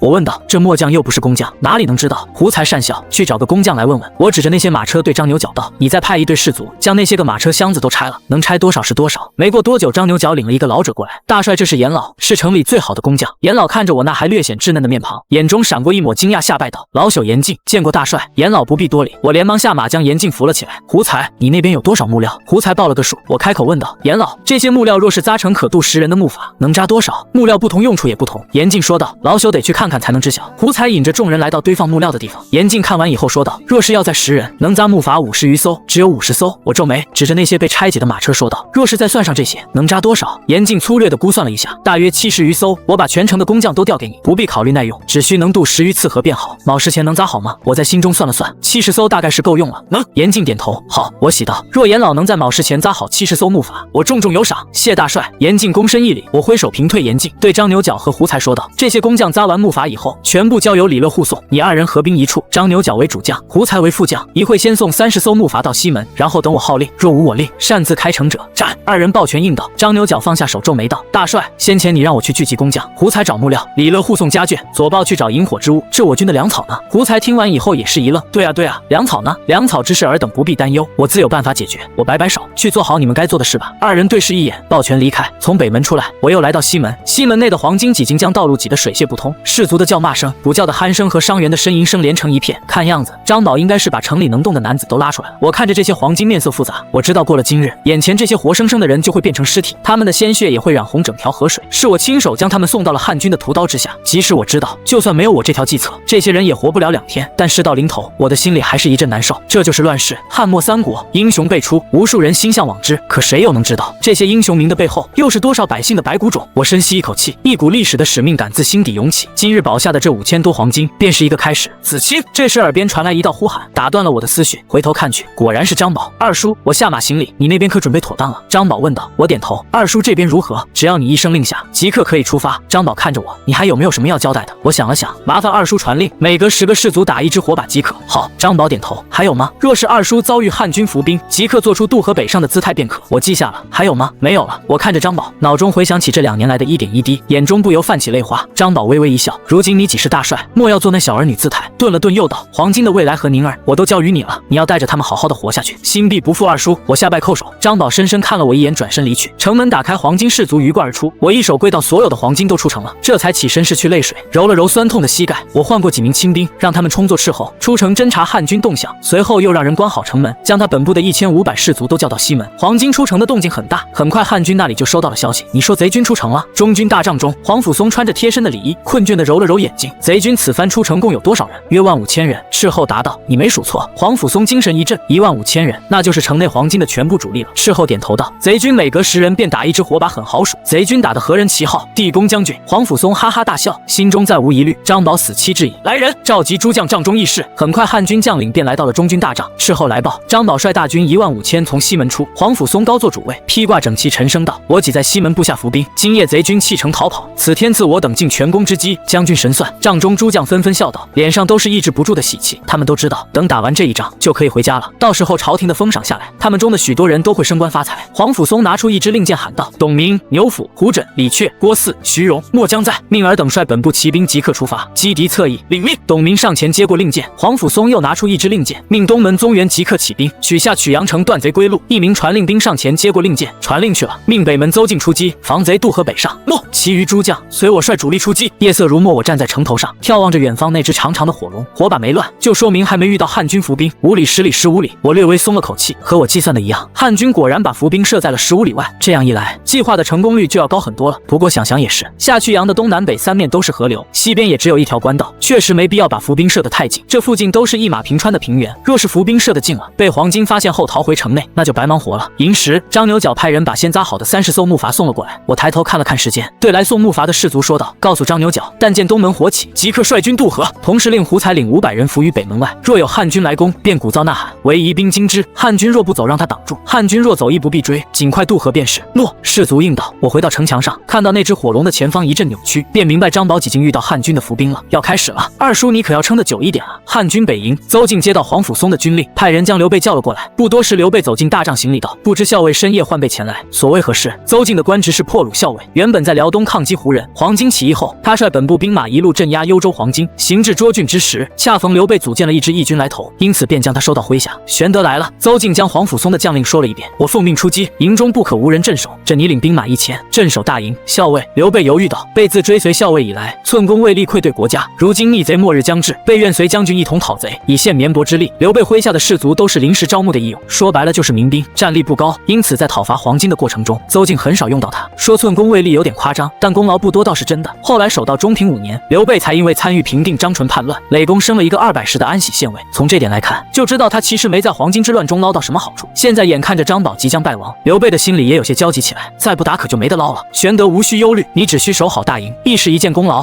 邹靖微微一笑，婉拒了刘备的提议。若是平时，他肯定不会放心让刘备镇守大营，但这次不一样，张宝已经带着全部黄巾出城了。也就是说，此时的夏曲阳只是一座空城。若不是皇甫嵩谨慎，要求他必须留一部兵马守营，他甚至想把营内的5000兵马全带出去。难道城内还能再杀出一支黄巾来不成？既然一定要有人留守，那就交给刘备这个半路出家的混子吧。这最后一战的功劳，邹靖肯定是要让自己人去捞的。既如此，刘备还是不死心诱导，被麾下有2名勇士，明官与张飞皆勇力过人，夜战凶险。不若就让他2人跟在校尉身边护卫如何？我自己没有亲兵吗？还用得着你的一从来护卫？邹靖心里翻了个白眼，他能明白刘备的心思，无非就是想让他麾下的一从跟着去捞点功劳而已。属下如果立功，刘备这个当上司的自然也有功劳。不过说实话，他还挺喜欢刘备的，觉得这人也算是一个人才，讲话又好听，区2个一从而已，能拿多少军功？让他们跟着混点倒也不是什么大事。成吧。邹靖点点头，一会你让他们过来便是。被多谢校尉。刘备大喜，领了邹靖的将令回到营中。关羽、张飞2人守在门口，见刘备回来，忙迎了上来。刘军如何？关羽问道。校尉深夜相召，可是有战事了？刘备点点头。贼军弃城逃跑，校尉出击令我守营，就只是守营吗？2人闻言不由得有些失望。他们之所以参加义军，就是为了以军功博个出身。可自从追随邹靖讨贼以来，每逢战事，他们的任务大多都是领兵在旁，以壮声势而己。这眼看着战事就要结束了，最后一个任务竟然还是守营。刘备见状笑了笑，临行前我向校尉举荐了你2人，尔等可跟随校尉出营杀贼，当真？张飞闻言兴高采烈，太好了，这么长时间没出战，我的长矛早已饥渴难耐了。多谢刘军举荐，呵呵，多谢刘军。张飞笑得像是一个傻子。关羽沉吟道，若我2人出战，谁来护卫刘军安全？不如让翼德留下吧，区黄巾讹贼某1人足矣。那怎么能行？张飞闻言顿时不乐意了，我等了这么久，才等来这一个上阵杀敌的机会。刘军在大营之中，又有1000兵卒，能有什么危险？莫非云长不欲使我立功？翼德言之有理。刘备点点头。如今夏曲阳几是空城一座，云长无需担忧，只管上阵杀敌便是。关羽想了想，2人说的也是，于是点头应默。邹靖出营后，刘备回到帐中想了想，又挎着腰刀，带着几个义从巡营去了。虽然夏曲阳几是一座空城，但该做的样子还是得做。他虽然出身寒微，但从小就有大志，奈何受限于出身，一手不得志。现在好不容易遇到黄巾叛乱，他必须要抓住任何一个表现自己的机会，以求得到贵人的赏识。手持卯式困意涌上心头，刘备这才回到帐中，屁股还没坐热，突然有士卒来报，夏曲阳城内起火。刘备闻言身躯一震，忙跟着士卒来到了望楼上，果然夏曲阳方向火光冲天，莫非城内还有贼军？刘备大惊道，快派几个人出去看看怎么回事。不多时，几个义从浑身染血回到营中，刘军黄巾渡河了，快！夏曲阳东一支大约3000人的汉军打着火把，正在夜色中急行。宗元在接到皇甫嵩的将令后，立即命令全军集结，但深夜出击，想把万余大军全部集结起来，需要很长的时间，因此他只能带着先集结好的3000兵马出营，留他的副将在营中集结其余兵马。不过取一座空城，3000人倒也够了。宗元骑在马上望向100步外黑漆漆的城墙，那里有一队士卒借着沟索正在攀爬。士卒爬进城内，发现城头上空空如也，忙打开城门。将军，确实是空城。宗元大喜，忙领着汉军进入城内。街道上寂静无声，到处都是黄金遗弃的粮草、帐篷等物资，贼竟狼狈至此。宗元哈哈大笑，命令士卒上前将这些东西都收集起来。若是平时见到这么多易燃物堆在街上，他心中定会有所怀疑，但此时他只道是黄金走得匆忙，来不及带上物资。一名士卒上前抱起一个麻袋，突然感觉不对，这装粮的袋子怎地如此轻？士卒捅开麻袋，发现里面竟然装的全是干草之类的引火物。将军，还没等宗元反应过来，两侧猛地亮起许多火把，屋顶院子巷子里突然涌现出无数黄金。头左抱一声令下，数百支火把扔到街上，布满易燃物的街道瞬间燃烧起来。扔完火把，黄金士卒又各自抱着火油丢到了街道上，火势瞬间蔓延开来，不好中计了，快撤！宗元吓得亡魂皆冒，忙指挥士卒朝城外退去。一时间汉军大乱，后面的汉军在进城，前面的汉军想出城，两拨人马堵在狭窄的城门口，自相践踏。左抱见状，遵从着我的嘱托，没有恋战，而是带着士卒从西门撤出。汉军被大火烧死数十人，又自相践踏死了几百人，这才从城里跑了出来。出的城来，宗元望着城内的熊熊烈火，惊魂烧定。皇甫将军不是说张宝率着全部主力出城了吗？怎地这里竟有一支伏兵？还没等他想明白，就有斥候来报，说北门有数千黄金正在渡河。夏曲阳何来数千黄金？宗元闻言瞪大了眼睛。张宝不是，话还没说完，宗元立马反应过来，是了，西门的黄金恐怕是将老弱病残都带出来了，而真正的精锐一手都躲在城中，就等我军南北2营出击，好趁机渡河北上。恐怕那西门的张宝也是假的。将军啊将军，我等中计矣。宗元不愧是沙场老将，瞬间就看穿了我的布置，快整军出击，绝不能让那支黄金渡过过河去。汉军士卒闻言，心中不由一阵叫苦。原本他们睡得好好的，大半夜突然被人叫起来，跑了10几里地，结果大老远的跑过来，被人埋伏了一波。这好不容易逃了出来，又要去北门，但军令几下，汉军就算有再多不满，也只能咽到肚子里去。汉军刚刚绕过东门，黑暗中便杀出一支兵马。胡才大声喝道：“贼将哪里走？你中我家大帅之计，还不下马投降！”黄金士卒一时大呼：“杀！”胡才长矛一指，黄金士卒也跟着大喊起来。黑暗中，汉军不知道黄金有多少伏兵，顿时大乱奔逃。稳住，稳住！宗元大声呼喊。他从黄金的呐喊声中听出，这支黄金的伏兵其实并不多，并非不能一战。只可惜他麾下的汉军先前在东门被烧了一阵，早已丧胆。此时接连遇上伏兵，哪里还有心思作战？宗元见状，只得无奈地叹了口气，把马后撤。胡才见汉军退兵，也没有追，反身和张牛角合兵去了北门。此时张牛角部仅有500余人渡过河水，正在岸边列阵设防，给南岸的黄金撑出一块渡河的地方。下曲阳北门外的河水距离城门只有2-3里，为了防止黄金偷渡，邹靖将大营设在了距离河边只有5里的地方，方便随时出兵阻击。张牛角站在北岸，一眼就能看到汉军的大营。大门打开，营内的汉军杀了出来。玄德，我先去击贼，你且为我压阵。一名曲侯打扮的军官对刘备说道：“汉时军制实行的是2-5制，即5人1伍，2伍1时，5时1队，2队1屯，5屯1曲。曲侯又叫曲军侯，制比610，是统领500人的基层将领。刘备麾下只有500义勇，因此邹靖又留了一曲人马在营里，给他凑够1000之数。君尽管放心。”刘备点点头，虽然他很想自己上，但他的心里也明白，现在不是争功的时候。南岸黄金还在源源不断的渡河，如果不能在短时间内击溃北岸的黄金，等黄金全部过河，他们必败。他们这里败了不要紧，若是这只黄金掉个头去捅邹靖的屁股，到时候别说立功了，邹靖10有8九得把他斩了。因此由屈侯带领更为精锐的汉军出击，刘备麾下的一从作为预备队，无疑是明智的选择。两军相接，张牛角大声呼喝：“我等己无退路，若是不能挡住汉军，皆死无葬身之地矣！苍天即死，黄天当立！”黄金士卒闻言死战，汉军一时间无法突破。刘备骑在马上，仔细地观察着战场中的态势，以求寻到战机，一击致命。但还没等他找到战机，西边又突然出现一支黄金，我军败矣。刘备很快便做出了判断，心中大声叫苦。屈侯那边和黄金焦灼在一起，若是让这支黄金加入战场，两面夹击，500汉军很快就会全军覆没。但此时即便他上去挡住西边的黄金，没有他压阵，南岸的黄金还在源源不断的增援，屈侯落败也是早晚的事。至于撤退，撤不出来的，逃。刘备心中突然冒出这个想法，随即又摇了摇头。现在地他还不是后来那个独领一军的诸侯，若是不战而逃，邹靖定然不会放过他。惜乎我云长，翼德不在，若有一人在此，何惧黄金？刘备此时有些后悔，要是听关羽的话，把张飞留在身边就好了。无奈刘备只能带着麾下的一从迎了上去，同时派人去找邹靖求援，以期能撑到援兵来救。我远远看见一支兵马朝着我杀来，连忙勒马立矛列阵。黄金士卒停下，原地列阵。在古代的战争中，阵型永远都是最重要的。一支军队如果没了阵型，那就是一群任人宰割的羔羊。黄金将领大多出身平民，不晓战阵，因此在与汉军的交战中，往往拥有数倍兵力优势的黄金，反而被汉军杀得哭爹喊娘。这种场景，我在黄金起义的这大半年中见的太多了。所以我平时练兵的时候，除了用后世军训的法子来加强士卒的服从性，也会训练他们的阵型。太高深的阵型我不会，但列个最基础的方阵还是能做到的。刘备见状，也在距离我300步左右的地方开始列阵。很快两军列好阵型，我也不再拖沓，指挥士卒前进。进军150步、100步、50步、30步，这个距离即使是在夜里也足够我看清了。这是一支全员布甲的汉军，汉军士卒的衣服5颜6色，看上去倒比他的士卒还像黄金。就连骑在马上的那员悍将，穿的也只是皮甲而已，看样子应该是各地自行招募的义勇军。此战胜利，我嘴角勾起一抹弧度。一支军队的战斗力如何，很大程度是与这支军队的披甲率有关的。披甲率越高，军队的战斗力也就越强。汉代士卒的披甲率一般在3040左右，如果超过这个比例，这支军队就是精锐了。反之就是普通军队，这里的披甲指的是铁甲，其余没有铁甲的士卒一般都会以皮甲或者布甲代替。像刘备这种全员布甲的军队，无疑是杂鱼中的杂鱼，因为这种军队就算训练的再好，面对身披铁甲的敌军，基本上就是白给的。而我的士卒中正好有300是披着铁甲的精锐。刘备看着黄金前排那些穿着铁甲的士卒，心瞬间沉了下去。20步跑步举矛刀冲锋，我大喝一声，黄金士卒们呐喊着冲了上去。两军相接，汉军士卒的刀砍在黄金身上，只留下一个印子，而黄金士卒的武器却能轻易撕裂他们的身体，只一个照面，汉军的军阵便被冲开，大势去矣。刘备见状长叹一声，拔马就跑，将麾下的义勇丢在原地，抵挡黄金的进攻。想跑，我一直都在盯着刘备，见他逃跑，策马追了过去。倒不是我认出了刘备的身份，想过一把杀名人的瘾，而是因为刘备有马，我不能放任一个骑兵从这里逃出去报信。南岸的黄金还未完全渡河，汉军主力得到消息的时间越晚越好。我冲入汉军阵中，却被人拦住，一时间无法前进。这些汉军的装备虽然很差，但却个个悍不畏死。我杀了几人，却又有更多的人顶了上来。眼看刘备的身影即将消失在夜色中，我把心一横，双腿夹紧马腹，踩着马镫站了起来。给爷死！我暴喝一声，手中长矛猛地投掷而出。刘备策马狂奔，突然感觉后心一痛，低下头来，不可置信地看着胸前露出的那一截毛尖。我刘备命止于此乎？刘备愕然回头，只见大约西10步外，一员黄金小将站在马上，一脸冷酷地盯着他。此人竟能立于马背之上。刘备的身躯跌落落马下。我见状大声喝道：“汉军主将急死！”尔等还不投降。义勇们闻言回头看去，顿时没了战意，大喊一声：“刘军死了！”西散奔逃。那边的曲后见刘备部败退，顿时一阵慌乱。张牛角抓住时机，猛然向前杀出10余步，高高跃起，趁曲后不备，一刀将其斩于马下。汉军大败，黄巾军趁势掩杀，一时间战场上哭声震天。天明，南岸黄巾戟全部渡河。张牛角骑着从曲侯那缴获来的战马，一脸兴奋地来到我面前：“大帅，这汉军营里的粮草还真多，这下兄弟们不愁粮草了。”这一声大帅，他喊的真心实意。原本张牛角看不起我，觉得我年幼，是靠着张宝的宠爱才做到小帅这个位置的。我接任大帅，他看在张宝的面子上，勉强接受了这个结果，心里却是不服气的。但经过昨夜这一战，他终于明白张宝为什么那么看重我了。当初汉军围困广宗之时，张宝令他领5000兵马前去救援，但郭典只领了3000兵马驻扎在对岸，就让他想破了头都没想到过河的方法。现在同样是5000兵马，在我手里就能过河。昨夜东门的大火，张牛角是看到的，宗元领了3000兵马来，胡才也告诉他了，差不多的兵力对比，我不仅能过河，还赢了汉军2阵，杀了对方700-800人。别说这小大帅还挺厉害的。看着士卒纷纷去汉军营里搬运粮草，我眉头微皱，传我命令，即刻整军北上，不得搬运汉军粮草。这是为何？张牛角闻言一愣，弟兄们昨晚苦战了一夜，得吃饭啊，脑袋若是掉了，还拿什么吃饭？我看向张牛角，此时汉军应该已经收到消息，在赶来的路上了。若是带上这些粮草辎重，不出2个时辰，汉军就能追上来。话音刚落，南岸便出现一支汉军。昨夜宗元麾下的士卒溃散，他一连追出10几里地，才收拢了1000余人，其他的天太黑了，实在是找不着。1000余毫无战意的士卒，自然是没法再打了。于是宗元一边派人去向黄甫松报信，一边派人催促副将集结兵马。等他再率军赶到下曲阳，黄巾早已全部过河了。汉军没有渡河器材，只能站在河边干瞪眼。诺，你看，我朝着南岸努了努嘴。俗话说，人一过万，无边无沿。宗元的万余大军，即使隔了7、8里地，也能很清楚地看见。张牛角回头看去，心中一凛，末将这就去传令。说完，张牛角急匆匆地打马去了。我叫过一个亲兵，让他去把左豹叫回来。昨夜我从西门出城，先是找了个地方偷渡1000人过河，随后令剩下的500人留在南岸，等左豹来了之后，再过河伏于路边，以防汉军回援。不过他的运气很好，这支伏兵并没有派上用场。很快，黄巾整军完毕，全军北上，只留下南岸的宗元，眼睁睁地看着我扬长而去。大约走了2个时辰，全军行至黄阳亭地界。黄阳亭是巨鹿郡和中山国的交界处，东连安平，西通长山。从这里往北10里就是中山国的汉昌县，西北60里是无极县，东边100里是安平国，是个非常重要的交通枢纽。这里的林木很多，由于兵祸，附近的百姓早已逃亡殆尽，路上的落叶无人打扫，在地上堆得厚厚一层。我看了看周围的环境，下令道：命左豹胡才、李乐领3000兵马，护送工匠和家眷先去无极。待取了无极之后，派人去往甄氏家中借粮。大帅，一旁的张牛角不解道：前面10里就是汉昌了，我军为何不先去汉昌休整一番？士卒们鏖战一夜，水米未进，又行了这么久，早就疲惫不堪了。若是不能早些寻到粮草，恐有哗变之危啊！我看向他说道：汉昌距下曲阳不过西10里，骑兵1个时辰可到。我军若是进了城，黄甫松派骑兵来追，如何出去？告诉士卒们再坚持一下，到了无极之后有大餐。诺。张牛角挠挠头，那末将做什么？我指了指脚下的落叶，你与我领2000兵马，就在此地设伏，再迎他一阵。下曲阳西，张宝领着1000余残兵聚守在一处土丘上，周围全是密密麻麻的汉军，不断向土丘发起着冲击。黄甫松站在远处的高地，看着被围困在中央的张宝，脸上没有丝毫喜色。昨夜下曲阳大火，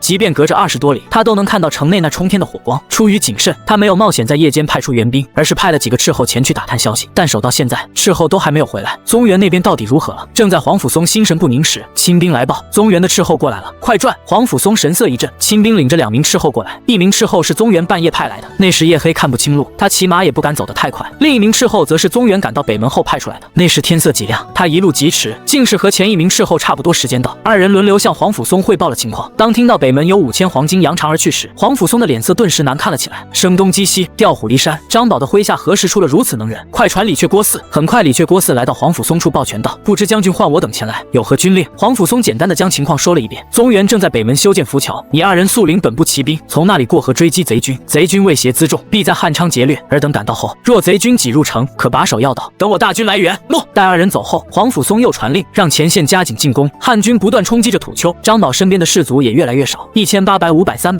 半个时辰后，护军司马傅谢提着张宝的首级来见黄甫松。将军贼亡矣！傅谢将张宝的首级献上，黄甫松看也没看，叹了口气道：这是个假张宝。作为一名老将，黄甫松也做出了和宗元一样的判断，认为张宝在北门的那支黄巾精锐中，毕竟自古以来还未曾听过主将率主力掩护偏师突围的假张宝。傅谢一愣：将军，这是真张宝啊！此人临死前，周围的士卒皆悲呼的公将军。随后自问：若是假张宝，岂能如此？黄甫松闻言精神一振，忙令人带了几个黄巾俘虏过来仔细辨认。问了好几个俘虏，他们都说这就是张宝。黄甫松还是不放心，又取来朝廷的画像仔细比对，许久他终于确定，眼前这个就是张宝。好，黄甫松的声线略微有些颤抖。诸军，黄巾之乱定矣！我等恭贺将军！众将纷纷笑道。黄甫松亦是哈哈大笑。半年鏖战，转战数周，终于在今日落下帷幕。只不过黄甫松的心里还有些疑惑，北门的那只黄金里到底有什么人，竟然能让张宝舍命掩护？另一边，李却、郭汜领着1000余骑兵，越过宗元搭建的浮桥，一路疾驰行至黄杨亭时，那厚厚的落叶下突然升起许多绊马索。李却领兵在前，猝不及防下摔了个狗吃屎，前面的骑兵一摔，后面的骑兵拉不住马，一跟着撞了上去。一时间，不少骑兵纷纷落马，汉军大乱，杀！我一声大喝，道路两侧的落叶中突然站出许多黄金，这些黄金手持石块，疯狂向汉军投掷，随后又将手中的长矛掷了出来。汉军被砸得七荤八素，还没等他们反应过来，又被长矛贯穿。前面的黄金投完矛后，后面的黄金又杀了出来，将汉军前部的骑兵团团围了起来。我手持长矛，徒步朝着李却杀了过来。从刚才开始，他就盯上这个汉军主将了。国多救我！李却吓得亡魂皆冒。我大步上前，正欲一矛刺死李却，突然耳边风起，长时间战斗的直觉让我下意识地往旁边一滚。郭汜的刀锋贴着我的鼻尖划过，我连忙后退几步。再看李却，几经被郭汜拉上了马，郭汜载着李却一路冲杀出去。撤！李却急声大呼，后方的汉军骑兵如同潮水般退去。我见状连忙大呼，降者不杀！那些摔在地上还在抵抗的汉军骑兵闻言，纷纷放下了武器，打扫战场。这一战杀了汉军300多人，除去那些死了和无法医治的战马，共得好马300余匹，俘虏汉军50余人，而黄金自身的损失微乎其微，我十分开心。马在古代是非常重要的战略资源，无论是耕种、运输还是长途旅行，基本都离不开马匹。普通的马都如此宝贵，更别说战马了。发财了，发财了！我不断地抚摸着李却的那匹战马，笑得合不拢嘴。这匹正统的西凉战马十分神骏，比我原来的那匹马要好多了。打扫完战场，我下令全军前往汉昌。汉军的骑兵虽退，但尚有不足在后。左豹他们带着家眷和工匠，走得不快，我必须在汉昌替他们吸引住汉军。行不数里，天空突然飘下雪花，我感受着落在手心的冰凉，哈哈大笑。我知道汉军不会再追了。李却等人逃出20余里，正遇上宗元的部族。宗元见他们狼狈，不由开口问道：“尔等因何如此？”李却自觉丢人，将头偏向一边。郭汜见状，把他们遇俘的事情说了一遍。西凉蛮子果然无智。宗元不屑道：“兵法有云，逢临莫入，如此浅显的道理，尔等居然不知。”宗元是关东士族，向来看不上李却他们这帮西凉武夫。此时见二人落败，不由出言讥讽。李却大怒，正欲开口，却被郭汜拉住。将军教训的是。郭汜拱手道：“还望将军以我等为戒，莫要中了贼将之计。”说完也不管宗元是什么反应，带着麾下的骑兵找黄甫松去了。言者无心，听者有意。宗元想起自己昨夜先是中了黄金的伙计，麾下兵马又被疑兵炸退，不由恼怒道：“匹夫安敢如此欺我！传我将令，全军急行，日落前务必赶到汉昌。”这时宗元身边的一名军司马说道：“将军下雪了，不能再追了。”宗元愕然，抬头一看，点点雪花缓缓从半空中落了下来。他没有携带粮草辎重，此时若是强行追击，就算能将我围在汉昌城内，万余大军在冰天雪地中露宿一晚，恐怕自己也要冻死不少人。这个责任是宗元承担不起的。罢了，宗元无奈叹了口气，回营吧。汉军北营，刘备的尸体几经和阵亡的汉军一起下葬，军帐内关张相对而坐，张飞身边堆了几个酒坛子，闷闷不乐地饮着酒。关羽神色悲戚，眼中闪着泪花。他早年因受官吏欺压，不得已而杀人亡命，躲到涿郡，原以为此生只能隐姓埋名，但刘备的出现给了他一丝希望。刘备待他极好，又说要带他和张飞一起建立一番功业，因此在黄巾起义后，他毅然决然地加入了刘备组建的义军中。眼看黄巾将定，没曾想刘备竟然死在了这最后一场战斗中。依关羽仰天长叹，张飞饮完一坛酒，一摔酒坛，大步走出军帐，随手抓过一个义从，就将其捆在了柱子上。张军饶命！那倒霉的义从吓得浑身颤抖。我饶你性命，谁饶刘军性命？张飞取过马鞭，狠狠抽了过去。尔等无能，竟是如此护卫刘军的吗？义从被张飞抽得惨叫连天。义德！关羽看不下去，上前抓住张飞的手。战场之上刀剑无眼，如何怪得到他身上？好你个常然贼！张飞闻言大怒，刘军平日待你不薄，与你时同位寝同床，如今刘军身死，你却不思为他报仇，亏我平日里还以兄视你，未曾想你竟是如此忘恩负义之人。关羽闻言一把将张飞推开，斥道：“杀刘军者，黄巾贼子也！你打自家士卒，这是给刘军报的哪门子仇？若是有本事，你现在就去将贼子的脑袋取来，鞭笞士卒泄愤，又岂是大丈夫所为？区区贱卒，便是杀了又如何？”张飞瞪着关羽：“让开！不让！”关羽寸步不退。狗贼！张飞气得哇哇大叫，进手接一拳向关羽打来。关羽闪身躲过，抓住张飞的手，义德冷静。张飞不应，又是一拳砸去，正中关羽面门。关羽被这一拳打出了火气，用力夺下张飞手中的马鞭扔在地上，也是一拳打了过去。不要再打了，你们不要再打了！周围的士卒急声喊道：“快去找校尉来！”邹靖闻讯赶到，不由气得面色铁青。住手！二人闻声看去，见是邹靖，连忙抱拳行礼：“拿下，各杖20，若敢再犯，定斩不饶！”被我破了大营。邹靖的心情极差，也懒得去问原因，手接命亲兵拿下二人，又看了一眼被绑在柱子上的义从，转身离开。关羽被邹靖的亲兵摁倒在地，心中暗暗叹息：“刘军啊刘军，你这一走，我与义德恐再难相处了。”他是底层出身，因早年经历养成了傲上廉下的性格，可张飞却是出身豪强，重视大夫而轻小人，与关羽完全相反。二人自相识后，私底下本就互相瞧不上眼，只是因为有刘备居中调和，这才放下成见。刘备这一死，再加上二人此时还没有后世那种共事了几十年的感情，矛盾立马就凸显出来了。20仗打完，张飞冷哼一声，回帐继续喝酒去了。关羽叹了口气，上前替那名倒霉的义从解开绳索：“小人多谢关军救命之恩。”义从感激道：“道：“你且去好好养伤吧。”义从拜谢，一瘸一拐地往自己帐篷去了。关羽看着义从的背影，心中暗道：吾出身寒微，亦得平日里又素轻小人，昔日有刘军在，他还能敬我3分。刘军既死，他恐再难容我。既如此，待吾斩了那贼子，给刘军报仇后，再另投他处便是。思及此处，关羽将目光转向北方。只是如今大雪已至，也不知黄甫将军是否还会进兵啊？黄甫松大营，李郭二人跪在堂下，将战败之事说了一遍。贼军狡诈，非尔等之过也。二位将军劳苦了，且先下去休息吧。此时黄甫松的心情很好，并未追究二人战败之过。张宝一死，黄巾正式宣告覆灭。至于我带出去的那区5000人马，他并未放在心上。一来大雪已至，此时追击粮草难运，费力不讨好；二来汉军3月起兵，战到现在11月，几经连续作战了8个月了，上下疲惫，再加上张角3兄弟都死了，士卒更是没了战意。三来张宝虽死，但各地仍有不少黄巾余部，光是在冀州就还有常山的楚燕部、魏郡的余独部，其中单是楚燕部就号称10余万人，和他们一比，我的那点人马就显得无足轻重了。黄甫松一面遣使向朝廷报捷，一面下令将广宗下曲阳两地的10余万百姓尽数屠了，尸体铸成金棺，就堆在我曾镇守的南门外，席卷8州。浩浩荡荡的黄巾起义暂时落下了帷幕。11月底，朝廷的使者来到冀州，拜黄甫松为左车骑将军，领冀州牧封怀里侯，10亿8千户。同时，朝廷召还了北军5校的士卒和3河骑士，只允许黄甫松留下万余人镇压冀州，其余义军则就地解散，各归本郡。12月初，汉帝刘宏下令改元中平，即以光和7年为中平元年，大赦天下，白雪皑皑，一支白衣素稿的大军艰难地行走在冰天雪地中。呼大帅，张牛角哈出一口白气，脸上带着笑容，前面30里就是渔阳县了，将士们终于可以好好歇息一番了。我闻言脸上亦是露出一丝笑容，20余日的艰苦行军终于要到目的地了。在黄阳亭伏击汉军后，我便与左豹合兵一处，兵至无极县。那无极令见大军来到，很麻溜地开城投降了。我进城后，一面下令士卒不得扰民，一面带人去甄家转了一圈，成功借到了粮草。随后大军在无极县休整了2天，拔营北上。涿郡和广阳郡还有一些汉军的郡兵，未免多事。我没有走这条路，而是从中山北部的广昌进入代郡，然后再穿越上古郡到达渔阳。途中的县城与盗匪等见我兵多，不敢靠近，因此这一路下来，倒也相安无事。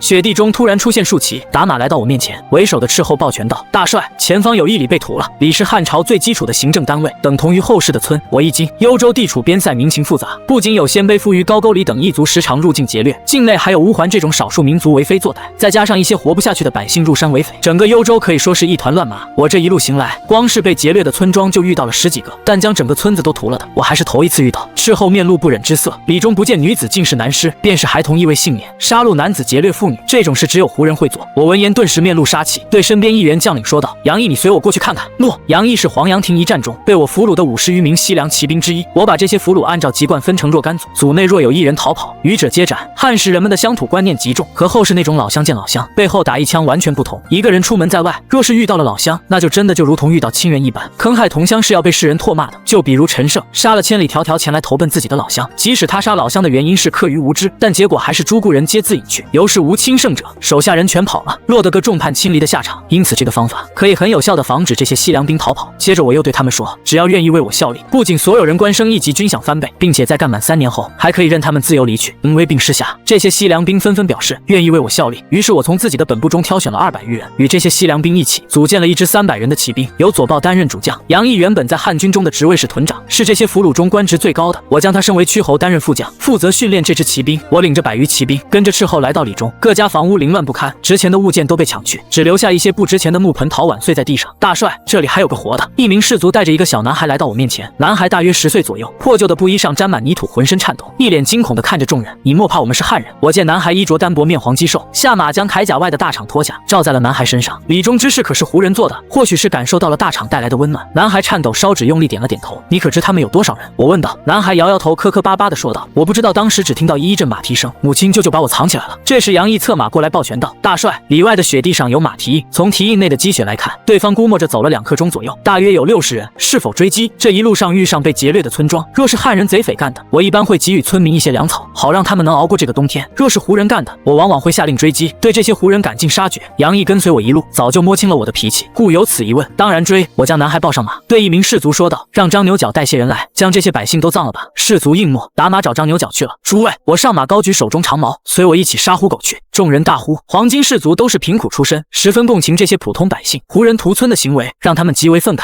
尤其是那些西凉兵，他们生活在枪悍杂居的地方，自幼便看着自家大人辛勤劳作一年，好不容易储下些过冬的粮食，却被那些胡人抢走。他们对于胡人更是深恶痛绝。我率军疾驰，不过半个时辰，便顺着马蹄印寻到了那只胡人，和杨毅估算的差不多，对方大约有60人左右，看装束像是乌桓人。这些乌桓人马前挂着从百姓家劫掠来的粮食被褥，马后载着妇女，悠哉悠哉地聊着天，时不时还发出一阵粗鲁的大笑。备战，我握紧长矛，双腿一夹马腹，加速冲了过去，众人紧随其后。轰隆的马蹄声很快便引起了乌桓人的注意。那些乌桓人回头看了一眼，见是一支全员着甲的汉人骑兵，顿时一阵慌乱，忙打马狂奔。但载着粮食和妇女的战马，又怎能跑过我的骑兵？很快两军的距离就缩小到了100步左右。这时这些乌桓人才终于反应过来，连忙将身后的妇女推下战马，解开粮食扔在地上。但为时极晚，等他们做完这一切，我的骑兵已经迫近到只有30步的距离了。挽弓！我大声喝道：“齐射！”黄金骑兵纷纷取下挂在马上的短弓，张弓搭箭，朝着胡人骑兵射去。100支箭矢如同雨点般落下。为首的乌桓人见状大惊失色，这是哪里来的悍骑，竟能全员骑射？骑射是一种非常高明的技巧。东汉时期，骑兵还没有马镫，一个骑士要在高速奔跑的战马上稳住身形，还能开弓射箭，没有长年累月的训练是万万做不到的。不过我从夏曲阳离开时带了许多工匠，在组建这支骑兵的时候，他就让工匠们给战马都配好了双边马镫和高桥马鞍，这2样东西说白了就是一个创意，实际的制作难度并不高。有了马镫和马鞍的辅助，再加上杨毅这20余日的训练，黄金骑兵也算是勉强能骑射了。射得不准，但能把箭射出去，这就已经够了。第一波箭雨落下，几名乌桓骑兵中箭落马，随后便是第2波箭雨。还击还击！为首的乌桓人大声喊道，其余乌桓人纷纷取出各自的弓箭，开始与黄金骑兵对射，但收效甚微。乌桓人不会冶铁，大汉朝廷对铁的管控又十分严格，他们想要获得铁，只能通过走私，但走私来的铁数量有限，大部分都必须用在兵刃上，只有很少的一部分能够用来打造箭矢。因此乌桓人的箭头除了少部分是铁的以外，其余的基本都是骨制箭头。而我这边的骑兵皆身披铁甲，乌桓人的骨箭射在他们身上根本无法穿透，相反黄金骑兵的箭矢却可以轻易撕裂乌桓人身上的皮甲。双方你追我赶，不觉间跑出10余里路，乌桓人的骑兵越来越少，或许是察觉到再这样跑下去，他们迟早全军覆没。那些乌桓骑兵突然绕了一个圈，拔出腰间马刀，呼喝着朝着黄金骑兵冲了过来。来得好！我大声喝道，弃弓取矛。黄金骑兵纷纷将弓丢在地上，取下挂在马上的长矛握在手中。30步20步，你且抓紧了。我低头对怀中的男孩说了一句，随即大喝道，加速冲锋！黄金骑兵纷纷一夹马腹，加速冲了上去。男孩双手抓着鞍头，紧咬嘴唇，双眼死死盯着这些毁灭他家园的乌桓骑兵。两军相接，一名乌桓骑兵挥刀向我砍来，但刀锋还未触及到我，我的矛就先到了，1寸长1寸强。我一矛贯穿那名乌桓骑兵，随后侧身闪过2把向我砍来的马刀，将矛上挂着的尸体甩在地上。第一波对冲，乌桓人就损失了大半。反观黄金这边，只有5、6个人落马，马镫和马鞍的作用此时被体现得淋漓尽致。回头再冲锋，我左手一拉缰绳，战马稀绿绿的转了个圈，再次朝着乌桓人冲了过去。乌桓人哪里还敢再冲，纷纷玩命的鞭笞着胯下的战马，夺路而逃。我大声喊道，杨毅，你带20人去救治受伤的将士，其余人随我继续追。诺！杨毅带着20人反身救治伤员去了。我领着剩下的70余骑追出10余里，又杀了乌桓几个人，吓得剩下的10几名乌桓骑兵纷纷西散逃窜。乌桓人分散逃跑，我没法再追，只能反身与杨毅会合去了。此一战杀了乌桓西10余人，而黄金这边除了2名士卒实在倒霉，落马时摔断了脖颈以外，只有7、8名伤者，可谓是大获全胜。大帅，杨毅押着一名乌桓人来到我面前抱拳道，这人自称是乌桓王子，末将不敢擅专，还请大帅发落。我看向杨毅，其他人呢？都补刀了。我点点头，将视线挪到乌桓王子身上，见他衣着华丽，身上又多有宝石装饰，开口问道，你是哪家大人的王子？回大人，小人是汉鲁王之子。乌桓王子的声线微微有些颤抖，跟随在他身边的那些乌桓骑兵都是部落里少有的勇士，可就是这样一支由勇士组成的队伍，竟被这些汉骑一个照面就打垮了。从小到大，他还从未见过如此精锐的汉人骑兵。汉鲁王，你是乌延的儿子？我问他。幽州乌桓一共有西部大人，分别是上古的南楼、辽西的丘利居、辽东的苏仆延和右北平的乌延。这西部大人各自称王，其中汉鲁王就是右北平乌桓的首领乌延。当然，他们这些王号都没有得到大汉朝廷的承认，纯属自嗨而起。是，见我识得乌延。乌桓王子脸上堆起谄媚的笑容。大人既识得家父，便恳请大人高抬贵手，放小人回去。小人回去后必有重谢。我闻言大喜，他正愁怎么收拾乌延，没想到这个王子就送上门来了。渔阳西边是上古的难楼部，北边是鲜卑粟利部，南边的广阳郡是幽州刺史部，东边则是右北平的乌延部，可谓是西面受敌。想要在渔阳安心发展，就必须要立威。但上古南楼有9000余落，大概5万多人，以我现在的实力，肯定是打不过的。北边的粟利实力稍弱，但也有2、3万人，我也打不过。至于南边的广阳郡，我还等着朝廷诏安呢，因此也不能打。那剩下唯一的选择，就只有右北平的乌延部了。右北平地狭民少，乌延部的人也不多，大概只有5、6千人，是个很好的立威对象。在路上的这20余日，我一直在想，等到了渔阳以后，要找什么借口进攻乌延。黄金经历了下曲阳之败，再加上这段时间的艰苦行军，士卒们早就没了战意。若是没有一个由头，强令他们在寒冬腊月进攻乌延，恐怕整支军队都会有崩溃的危险。但是乌颜必须要打，而且要尽快打，因为幽州刺史郭勋在7月份的时候战死，整个幽州现在还处于一种群龙无首的状态。现在黄巾起义己被平定，朝廷定会重新派遣幽州刺史。若是时间拖得太久，等新上任的幽州刺史到了，再征召西郡乌桓加攻渔阳，到时候我就真的只能进山打游击了。我没想到这个困扰了我20多天的难题，竟然在此刻迎刃而解了。乌桓人劫掠汉人，本就有错在先，只要利用这个王子，逼迫乌颜起兵来攻，到时候大义在手，黄巾士族必定死战。可不要小看了大义这2个字，从古至今领军打仗都讲究一个师出有名，有名之师士族的士气高涨，民心所向，战无不克。至于无名之师，看看后世老米那自焚的大兵就知道了。那乌桓王子见我面露喜色，还以为是乌颜的名头起了作用，不由笑道：“大人，父太急，请小缓之。死人何须在意缓急？”我呵呵一笑，将男孩从马上抱下，指着乌桓王子问道：“小孩，敢杀人否？”男孩呼吸急促，死死盯着乌桓王子，眼中似要喷出怒火来，大声道：“有何不敢？”好！我一脚将乌桓王子踹倒在地，随后手中长矛狠狠刺穿他的右肩，将其牢牢钉在地上。乌桓王子痛呼大叫，急声道：“大人，小人知错了，恳请饶命！小人必有重谢。你不是知道错了，你只是知道自己快死了。”我摇摇头，拔出腰间佩刀递到男孩手上，指着乌桓王子的脖颈说道：“来照这砍，一刀下去他就不会叫了。”男孩接过刀，双手微微颤抖，刀尖垂落在地上。饶命！乌桓王子双目圆睁，嘴唇颤抖。大人家父无言，我没有理他，而是看着男孩拖着刀，一步一步缓缓走了过去。垂落的刀尖在雪地上拖出一条长长的痕迹。乌桓王子见求饶无用，又破口大骂：“我乃乌桓王子，你若是杀了我，我乌桓大军必定踏破渔阳，鸡犬不留，届时尔等皆死无葬身之地矣！”男孩大声打断，双手用力，把刀高高举过头顶：“你杀我父，辱我母子之时，可想到有今日？”言罢，一刀砍下，血花溅起。或许是出于恐惧，又或许是报仇的激动，男孩的这一刀并未砍中乌桓王子的脖子，而是偏了一些，砍在他的胸膛上。男孩力弱，虽手持利刃，但这一刀却并未致命。乌桓王子痛呼出声，又开始求饶：“小将军还请饶命！今日之事却是小人不对，只要小将军肯饶小人一命，小人定当加倍补偿。”男孩不语，又是一刀砍在他身上。男孩一连砍了10几刀，这才一屁股坐在地上，大口喘着粗气。再看那乌桓王子，此时几时出气多，进气少了。我捡起男孩丢在地上的刀，斩下乌桓王子的头颅，也算给了他一个痛快。男孩快意地盯着头颅，突然哇的一声吐了出来。我将头颅丢给一旁的杨毅，上前轻轻拍打男孩的后背：“吐吧吐吧，吐着吐着就习惯了。”男孩吐了一会，起身后退2步，对着我跪拜下来：“多谢将军！”我扶起他，伸手拭去他脸上的泪水，问道：“小孩，你叫什么名字？”“王甲。”男孩答道。我看着他瘦弱的身躯，回想起先前在李中刚见到他时，脸上那副无助惊慌的表情，像极了当初在那个病号营里的自己。“你以后便跟着我如何？”王甲拜气道：“多谢将军收留。我见他年纪虽幼，但颇懂礼数，又敢杀人，胆识也不错，因此越看越是喜欢。走吧，我将他抱回马上，回去看看，看看你母亲他们是否还活着。”提起母亲，王甲的小脸上浮现出激动的神色。我命士卒回收了先前丢在地上的弓，随后率军回到乌桓人抛下那些女子的地方。被乌桓掳走的女子大约30余人，他们在被抛下后，就一手待在原地，救治受伤的姐妹，收敛乌桓人丢弃的粮食。见我来到，他们纷纷下跪拜谢：“娘姐姐！”王甲看到亲人，激动地从马上跃下，也不管自己摔了个狗吃屎，一把扑进一个妇人怀中，放声大哭。妇人惊呼一声，抱住王甲，口中不断道：“活着就好，弟弟！”妇人身旁有12、13岁的少女，亦是一脸惊喜，母子3人抱头痛哭。其他女子见他们母子团圆，脸上纷纷露出羡慕的表情。随后想起自家死去的亲人，又低声哭了起来。30多个女人哭成一片，我听得头都大了，忙下马说道：“别哭了，都起来吧。”女子们闻言起身，哭声稍停。我看着他们开口道：“尔等家园被毁，家中也没了男子，我给你们2个选择，你们若是想回家，我给你们过冬的粮食；若是不想回去的，可以留在我军中，我会安排你们嫁给军中有功将士为妻。”女子们对视一眼，接言道：“我等愿从将军安排。”汉时风气开放，官府鼓励改嫁，反对守寡，他们对改嫁之事并无抵触，况且他们家中都失了男丁，纵使回去一个全是寡妇的村子，也容易受人欺负，生逢乱世，谁不想安安稳稳的活下去呢？我带着他们回到里中，张牛角已经挖好了坑，那些被屠杀的村民尸体就整齐地摆放在坑边。那些女子见状又哭了起来，我让他们见了亲人最后一面，随后下葬封土。王甲跪在自己父亲的坟前，低声将自己杀了乌桓王子的事说给他听。我儿，王母抹了把眼泪道：“蒙将军大恩，你才能亲手得报复仇，日后你在将军身边，须得好生报答才是。”那是自然。小王甲点头，而必以死报将军大恩。王母赞许的点点头。我儿长大了，祭拜完毕，我让这些女子都过来，又换来作战有功的将士，一直为功劳年齿排序，刨去未满15、尚未成年的女子，任由他们挑选。每当有一个女子被挑中，我都会询问她是否愿意。若是愿意，这事便算成了；若是不愿，那将士只能再挑另外1人。乌桓人抢走的都是能生育的适龄女子，很快除去未成年和王母，其他女子都有了新的归宿。得了女子的将士喜气洋洋，未得的也不懊恼，因为我向他们承诺，等到了渔阳，自然会论功行赏。王母要报我的恩德，自愿留下来给我为婢。我想起张宁一个小女孩，也确实需要一个贱妇来照顾，因此没有拒绝。至于剩下的未成年，我打算留给张宁做玩伴。军中全是大老爷们，张宁一个小女孩，若是没几个玩伴，对她的成长也不好。一切安排完毕，我率军去找主力会合。此时斥候来报，前锋挤进渔阳10里，传我命令准备攻城。我快马加鞭赶回前线，左豹正率领大军在渔阳城外列阵，黄巾军阵后，工匠们紧锣密鼓地安装着云梯，这些云梯的木料都是提前准备好的，打造成零件，线下拼装起来，立刻可用。渔阳都尉见黄巾大军来到，下令紧闭城门，同时让人去找太守，让他征集民夫守城。不多时，属下来报，太守弃城跑了。都尉一愣，那长史呢？也跑了。正在都尉呆若木鸡时，左豹领着500黄金来到城墙下，城里的汉军听着，左豹大声喝道：“我家大帅说了，给尔等一个时辰考虑，若是开城投降我军，入城后秋毫不犯；若是负隅顽抗，都尉怎么办？”都尉身边的一名屯长问道：“什么怎么办？”都尉怒道：“我等接受国家厚恩，唯有死战而己。你速去找渔阳令，让他征集民夫守城。”这屯长面露迟疑之色。我军军兵大部都被邹校尉带去冀州了，现下城内只有200军兵，恐守不住啊！莫非你想投敌不成？都尉闻言大怒，拔出佩剑指着屯长：“临战之际乱我军心，你想是我军法乎？”屯长无奈只得去找县令。没走几步，就见渔阳令带着数个小吏快步上了城墙。下官拜见都尉。渔阳令喘着粗气行了一礼。都尉一直制比2000担，只在边郡常设。渔阳令制1000担，因此自称下官。你来的正好。都尉说道：“俄贼攻城，你速去征召民夫守城。”渔阳令没有动，而是低声道：“都尉，要不我们还是降了吧？”“是啊，要不降了吧？”渔阳令身后的吏员们纷纷附和道：“黄巾说了，开城投降秋毫不犯，负隅顽抗鸡犬不留。”都尉指着众人：“贼寇的话你们也信？”一名小吏上前说道：“太平道导人向善，便是反叛后，亦未闻黄巾有屠城之举，望都尉明鉴。”“是啊，是啊。”渔阳令等人又道：“开城投降尚可保全百姓性命，若是死守到底，纵然成全了都尉美名，可这一城百姓又当如何？”众人躬身齐声道：“请都尉下令开城吧。”都尉气得身躯一阵颤抖，环顾西周，郡兵皆面带惊恐之色，毫无战意。渔阳令也不肯配合他动员民夫，人心散了，队伍不好带了。罢了，你们要降，那便降吧。都尉长叹一声，将手中佩剑架在脖子上：“我受国家厚恩，是以死报，岂能屈身降贼？”言毕自刎而亡。一个时辰后，我大军列好阵型，推着云梯向渔阳进发。大军很快便来到渔阳城下，城门外渔阳令带着大小官吏站在前面，身后是2排手无寸铁的郡兵。我见状向张牛角使了个眼色，后者会意带了几个人打马上前。不多时，张牛角带着渔阳令等人来到近前。渔阳令打量了一圈，见左豹威武雄壮，嘴角2道长须甚是飘逸，以为他才是大帅，行礼道：“下官邓兴见过大帅。”左豹一愣，忙指着我说道：“县令误会了，我非大帅，他才是大帅。这只黄巾竟是一个娃娃做主。”邓兴看着我那还略微稚嫩的面庞，心中惊愕，面上却是行礼道：“下官眼拙，还请大帅恕罪。不知大帅如何称呼？”我看向张牛角，张牛角点点头，示意这些人几经搜过身了，身上没有戾气，县君不必如此。我下马上前扶起邓兴，笑道：“在下张兴字子清，我大军远道而来，就劳烦县君安置了。”“不敢不敢。”邓兴小心翼翼地试探道：“只是城内的郡兵军营只够1000士卒居住，大帅麾下兵马众多，恐无法尽数安置，不如下官就在城外划出一块土地，以供将军驻营，如何？”“现下天寒地冻，土质坚硬，如何驻营？”我沉吟道：“这样吧，县君可令城中百姓为我军腾出一些居所来，愿意腾出居所的，我补5000钱给其家。待到春暖花开，土质松软时，我再令大军在城外驻营，归还百姓居所，如何？”黄巾士卒在风雪中行军20多天，不少士卒都生了冻疮，我可不舍得让士卒们在这种天气去驻营。邓兴闻言面露难色，可这些百姓若是腾出了居所，他们又该住哪里？县君可令他们住到其他百姓家中。我说道：“若有愿意接收的，我亦补2000钱给其家，这好吧？”邓兴行了一礼，还望大帅进城后恪守诺言，勿要扰民。平心而论，我给出的这个方案已经很不错了。汉时普通百姓的收入，一年到头能看到也就1000钱左右，我给他们补5000钱，基本相当于5年的收入了。把家租给黄巾住2-3个月，就能得到5年的收入。邓兴相信还是有不少百姓愿意的，那是自然。我点点头喊道：“张牛角，末将在，传我军令，士卒进城之后，无我命令不得出门，违令者斩。”“诺。”张牛角领命传令去了。杨毅，末将在，入城之后，你率一队人于城中巡逻，若见我军士卒扰民，不必报与我，至就地斩首。诺。下完军令，我看向邓兴，微微一笑：“县君觉得如此可好？大帅仁德。”邓兴由衷赞叹道，同时心里松了一口气，看来黄巾的这个小大帅是个很讲道理的人，不仅严禁自己的部下扰民，甚至借助百姓居所，还愿意给钱补贴。便是大汉朝廷的禁军，也没有这般军纪吧？那便进城吧。我让左豹带人控制住那些郡兵，又让张牛角进城接管了城防，这才在邓兴的陪同下进入城中，终于有个安身之地了。我看着眼前这座略显破旧的城池，心中喜悦，这里将是一个崭新的开始。进了城来，我先是令胡才带着数百士卒和工匠前往郡兵军营居住，随后又令李乐押着从甄氏借来的粮草和钱财，先入了太守府。我亲自陪同邓兴，一家一户的将士卒安置到了百姓家中，没有一户百姓愿意让出居所，我便当场给人发钱。其余的百姓见我言而有信，纷纷表示愿意让出居所，我来者不拒，反正他现在钱多，甄氏乃是中山巨富，家中钱粮堆积如山，我只是略微搜刮恶补，略微开口，甄氏便借了万担粮草和5亿钱，就这还不到人家府库里的一半，要不是处理有限，实在带不了那么多，我高低得多借一点。这些豪强的钱从哪里来的？还不是从他们这些活不下去的百姓身上搜刮的。找甄氏借钱，我一点心理负担担都没有。安置完士卒几时深夜，我让邓星回了县衙，自己则带人前往太守府。太守府内，李乐即将我的家眷安排好，正在府门等候。府内两侧站着20余人，看打扮像是郡府内的吏员。吏员们的手中都捧着一支扫帚，这是汉时迎接上官的一种礼节，表示府内几近清扫干净，欢迎领导入住。除此之外，还有一些奴婢贵妇在两侧。现在你们当中由谁做主？我微微皱眉，偌大一个太守府，竟然只有20来个吏员，而且这些吏员多半没有应手，都是100石以下的斗士小吏。一个看起来70余岁的吏员答道：“下官陈松，卑位农曹院。”竟然只是一个农曹院。我跟随张宝读书的时候，张宝教过我汉时的官制，一郡之中太守最大，其下便是郡丞。渔阳市边郡不设郡丞，但有长史，位与郡丞同。这2个职位都是需要朝廷敕封的，是正儿八经的朝廷命官。除此之外，还有公曹武官、院主部督邮等官职，这些官职可以统称为右曹诸吏。两汉中文吏以右为尊，右曹诸吏代表一郡之中最重要的官吏，在这之后才是诸曹院吏。我在和邓星的交谈中，知道渔阳的大部分官员都跑了，但没想到居然跑了这么多。我看向陈松问道：“朱棣闻我大军来到，皆弃城而走，便是太守都走了，你为何不走？”回大帅话。陈松战战兢兢，下令身为农曹院长，郡中农事，若是跑了，恐误了百姓来年春耕。你倒也算是个好官。我赞许的点点头，以后郡府诸吏便由你来管理吧。诺。陈松躬身。我看向其他吏员，见他们浑身颤抖，便知他们为了等他，怕是在寒夜中站了许久，尔等都回去休息吧，明日照常上职即可，无需担忧。多谢大帅。众吏员躬身一抖一抖的回吏舍去了。你也去休息吧。我对李乐笑道：“这段时间你护卫家眷和辎重辛苦了，那末将就先去休息了。”李乐也不矫情，咧嘴一笑：“大帅也早点休息。”我点点头，迈步走进太守府。有婢女上前想给我披件大衣，被我止住。我这里不需要人伺候，你们也去休息吧。奴婢们对视一眼，默默退下。来到后院，王母几经备好了吃食，小张宁坐在一旁，双眼微闭，用手撑着脑袋，一点一点的。王甲手中抱着一件大氅，和他姐姐侍立在张宁身后。见我来到，王母笑着迎了上来：“主君劳苦了，快来吃饭吧。”听到王母的声音，张宁睁开眼睛，跑过来抱住我大腿：“兄长！”我呵呵一笑，刮了刮他的鼻子：“妹子可是想兄长啊？”张宁点点头：“等兄长卸个甲哈。”我在王母的帮助下卸去甲胄，一把将张宁抱了起来，随后用脸蹭了蹭，惹得张宁咯咯大笑。经过这20几日的相处，张宁几经和他完全熟络了。逗了张宁一会，我抱着他坐了下来，问道：“你们都吃过了吗？”王甲将手中大肠给他披上：“都吃过了。今日你们家骤遭巨变，又随大军行了这么远的路。”我端起桌上的饭边吃边道：“想来现在几时身心俱疲，都快去休息吧。婢子还不累？”王母摇摇头：“等主君睡下了，我们再去睡。”我知这母子3人存心报恩也不再劝，而是和他们拉起了家常。王婶，阿甲的名字有些俗了，我欲给他改个名，不知你意下如何？对小王甲，我是存了培养他的心思，毕竟他现在身为反贼，想要史书上的那些名士名将来投靠我，在现阶段是基本不可能的事。想要人才就只能自己培养。王甲的其他方面，我暂时还看不出来，但就从他敢杀乌桓王子的事来看，这个孩子有胆识，倒是值得培养。既然如此，就不能再用王甲这个名字了。这名字说白了就是王老大的意思，实在是拿不出手。主君要给阿甲赐名吗？王婶有些惊喜，但凭主君做主。我看向王甲，你意下如何？请主君赐名。王甲躬身道：“我沉吟了一会，突然灵光一闪，猛者大气量，有胆识也。我观你杀乌桓王子时胆识颇大，以后你便叫王猛可好？”王猛，王猛口中念道：“多谢主君赐名。”我意味深长地说道：“日后我会教你读书习武，还望你学有所成。”王猛这个名字的含义，恐怕只有他这个穿越者知道了。小王猛只要能有那个王猛的一半，不哪怕只有1/5，都是极好的。猛定不负主君所望。王猛下拜道。王婶听到我说要教王猛读书习武，也下拜道：“多谢主君，都起来吧。”我呵呵一笑：“对了，还没问过你家女郎叫什么名？”婢子没有名。王猛的姐姐小声说道：“那你以后便叫王柔吧。”我大手一挥，就这么定了。姐弟2人一柔一猛，倒也合适。王柔拜谢。我吃完饭，将张宁哄睡后，痛快地泡了个热水澡，随后蹑手蹑脚地溜到了刘华门前。华姐开门是